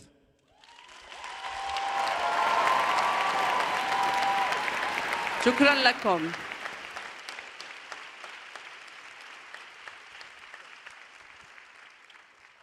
شكراً. بحب أسأل سؤال عن دايماً بنسمع من كانوا مع وليد بالزنازين عن دور القيادي بالحركة الأسيرة. ممكن تحكي لنا شوي أكتر عن دوره وعن نضاله من خلف القضبان؟ بس هترجم بالإنجليزي. I just asked that Walid played a leading role in the prisoners' movement of our struggle. I want to hear more about the role he played with his cellmates and in the prisoner movement at large. نعم، وليد قضى ما يقارب 40 عام بالمعتقلات الإسرائيلية، ولم تكن كأي 40 عام لأن وليد شكل فيها نداً كاملاً لسياسة الاحتلال، وكان دائماً يشكل إجابة فعلاً صامدة وكلها مواجهة ومقاومة لسياسات إدارة السجون. ووليد أيضاً كاتب ومثقف وأكاديمي، درس أجيالاً في السجن بعد أن درس هو بنفسه وحصل على ألقاب علمية، وأيضاً ألف الكتب. وهناك كتاب مهم جداً لوليد اسمه سهر الوعي، يتحدث فيه وليد عن سياسات سلطة السجون، ويقول عملياً أنه لطالما شكلت السجون مختبرات تطبق فيها الصهيونية متمثلة هنا بسلطة السجون، تطبق سياساتها أو استراتيجياتها التي توضع لهندسة البشر، والمقصود هنا الإنسان الفلسطيني، فهي توضع للسجون وتطبق في السجون، ومن ثم يتم تصديرها إلى الخارج لتطبيقها على شعبنا الفلسطيني. فوليد يربط بسهر الوعي خط مباشر ومشترك بين ما يحصل في السجون الإسرائيلية وبين ما يحصل لشعبنا الفلسطيني خارجها. Walid, you can go ahead.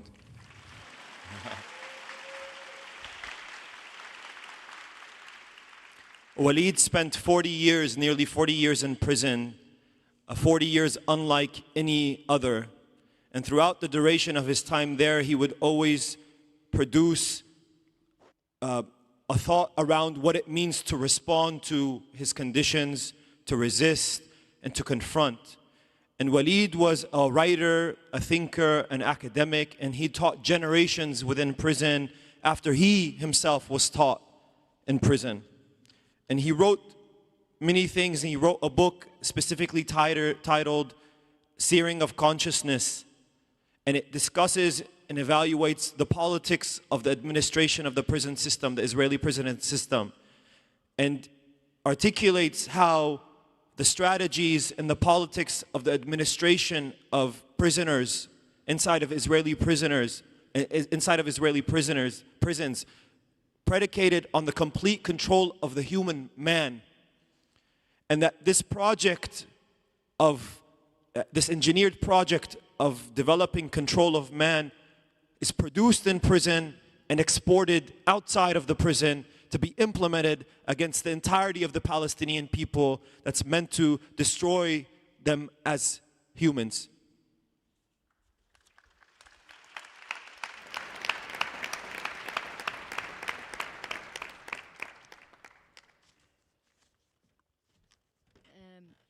سياسة الاحتلال كانت دائما هي التنكيل بالأسرى وعيالهم، وقف أي زيارة، منعهم من المعالجة عند المرض. ممكن تحكي لنا أكثر عن هاي التجربة مع وليد؟ نعم. The occupation's policy was always one of breaking the spirit of the prisoners through medical negligence and torture, and not allowing their families to visit. So I'm asking that she elaborates on her experience with Walid on that front. نعم، عندما تحدثت عن أن وليد شكل ندا لهم، فأنا قصدت أنه يعني شكل تحدي ثقافي وتحدي نضالي كبير داخل السجن. ولا أذكر أنني ووليد قررنا عمل أي شيء ولم نحققه حتى وهو في الأسر، بما فيها ولادة ابنتنا ميلاد. يعني وميلاد كانت درة الانتصارات على سلطة السجون. ولهذا السبب تعرض وليد كما يتعرض أسرى آخرين إلى تنكيل غير مسبوق وغير طبيعي. يعني ولادة ميلاد، يعني وليد على مدى السنوات كل سنوات الاعتقال كان يتعرض للعزل، للمصادرة كل أوراقه وكتبه، منعه من التعليم، منعه من الزيارة، غرامات، منعنا نحن من الزيارة. ولكن ولادة ميلاد من كثر ما تعرضنا لتنكيل أنا ووليد وميلاد، تحديداً وليد لأنه هو بين أيديهم كان، يعني استنتجنا أن موضوع ميلاد فعلاً كسر عندهم، يعني شكل طوفان معين ولادة ميلاد بسلطة السجون، ولأنهم عارضوا وحاربوا. وجاء مدير سلطة السجون لوليد ليقول له أنت لن يكون لديك طفل. فوليد بهذا المعنى شكل فعلا انتصار كبير، ولأنه أصبح أبا وأنا أصبحت أما، تم عزله لأشهر طويلة جدا بظروف عزل أنا لم أؤمن أنه سيخرج منها حيا، وتم منعي أنا أيضا من الزيارة لشهور طويلة، واستمر مسلسل التنكيل إلى درجة أنه انقطعنا عنه سنوات طويلة بظروف أسر وعزل غير طبيعية. وأنا أتحدث عن أسير يحمل الجنسية الإسرائيلية، يعني نحن طبعا نعتبر جنسيتنا الإسرائيلية وسيلتنا في البقاء في أرضنا ووطننا، ونحن لا ننوي الذهاب إلى أي مكان، ولكن أنا أقول ذلك لأن وليد يطبق أو المفروض أن تطبق عليه قوانين جهاز القضاء الإسرائيلي، ولكن لأنه جهاز قضاء عنصري ولأنها دولة عنصرية تعرض وليد للتنكيل كل هذه السنوات، ما أدى إلى استشهاده في النهاية.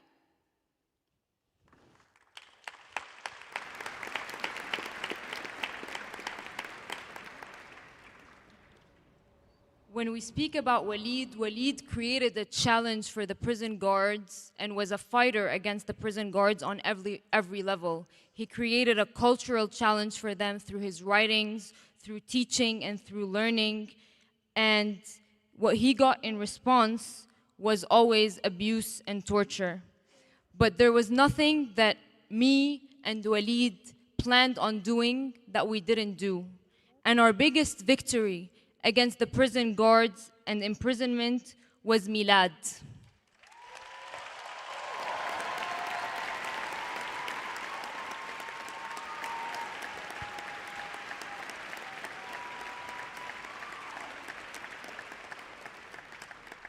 We know that Milad created a flood in the prison because of the torture that Walid received as a response to giving birth to Milad. Because for years, they put him through solitary confinement, took away his personal belongings, his books, and didn't allow him to learn. And this, having Milad, was our biggest victory.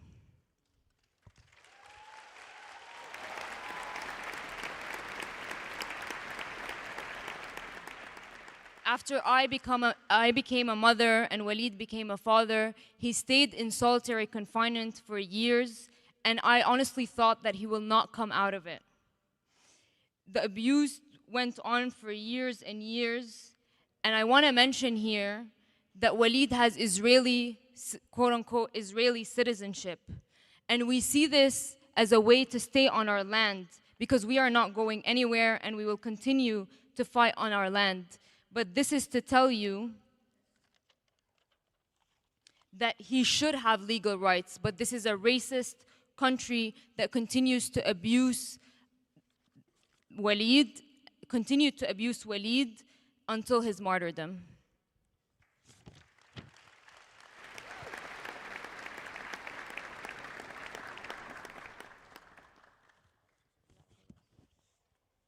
Okay. We're gonna end here because Sana is coming straight from the airport after a really long flight. شكرا جزيلا على وجودكم معنا اليوم. تحية كبيرة لنضالك ولنضال وليد. شكرا.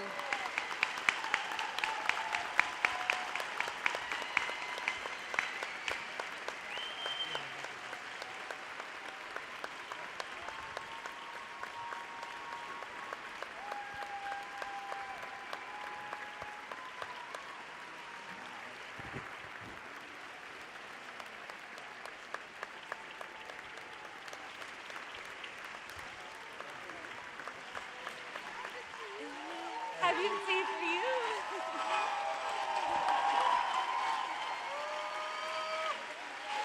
I am honored to present this small gift from the U.S. Palestinian Community Network on behalf of the Conference for Palestine Steering Committee.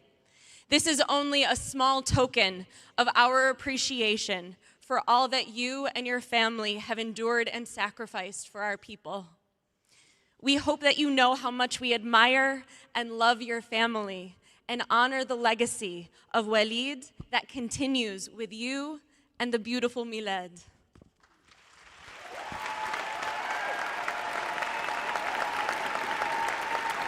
I want to shout out the artist of this incredible poster, Jesus from Dignidad Rebelde, from the Bay Area.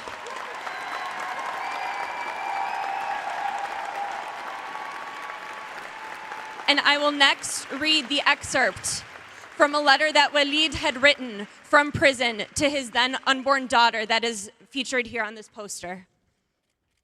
I write to a child, yet unborn. I write to an idea or a dream that intentionally or unintentionally frightens the jailers even before becoming a reality. I write to any child. I write to my child that has not been born yet, excuse me. I write to the birth of the future. Beautiful Milad. Allah yahmiki. Allah ysalmek.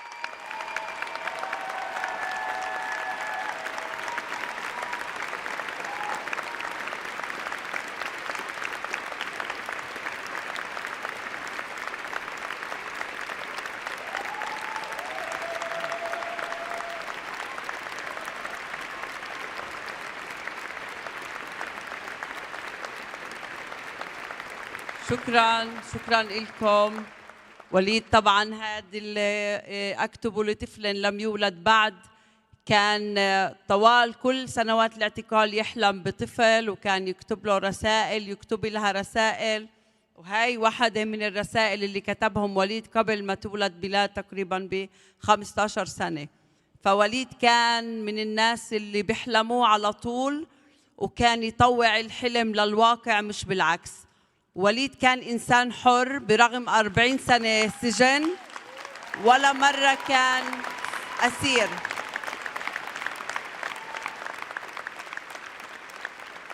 وأصلاً لما انولدت ميلاد إحنا بالنسبة لنا عملياً نتحرر وليد أو تحرر جزء كبير من وليد.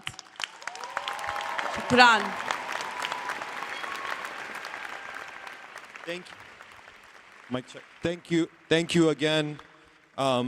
A child not yet born was written by Walid at a point where he would write letters to his unborn child. And it was a period where he would dream and imagine what it would mean to have a child. And he actually wrote this letter 15 years before the birth of Milad. And Walid was always a dreamer and a free man. Despite being in prison, he was never a prisoner.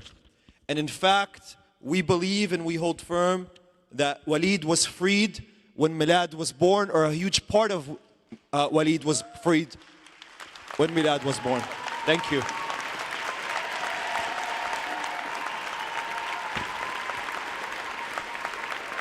ويا شهيد ارتاح ارتاح، ويا شهيد ارتاح ارتاح، واحنا نوصل الكفاح،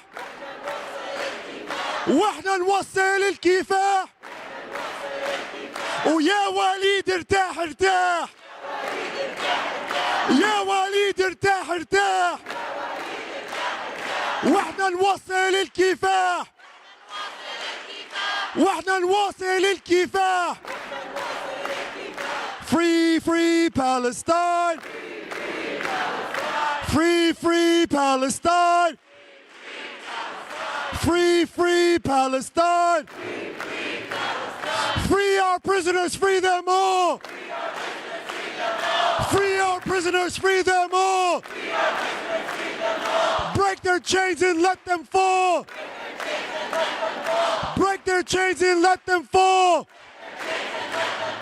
Free our prisoners, free them all. Break their chains and let them fall. Thank you. Thank you.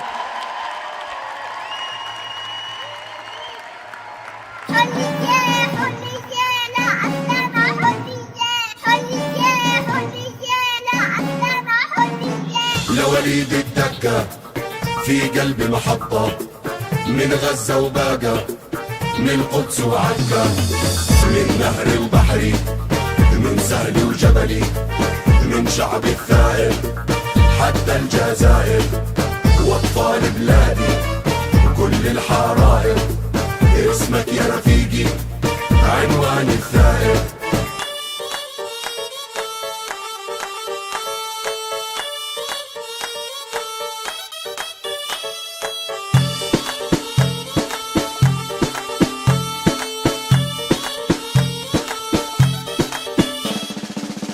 سر الزين أنا غنيت هاي سهر الوعي يتحول وعي عذاب الأسد يتحول نصر لو سجنوا الفكرة بتنبت فكرة واليوم وبكرة وفي لحظة وفترة وانت محتلي راح تصبح ذكرى ذكرى انتصار الشعب الجبار ويوم انهيار هالاستعمار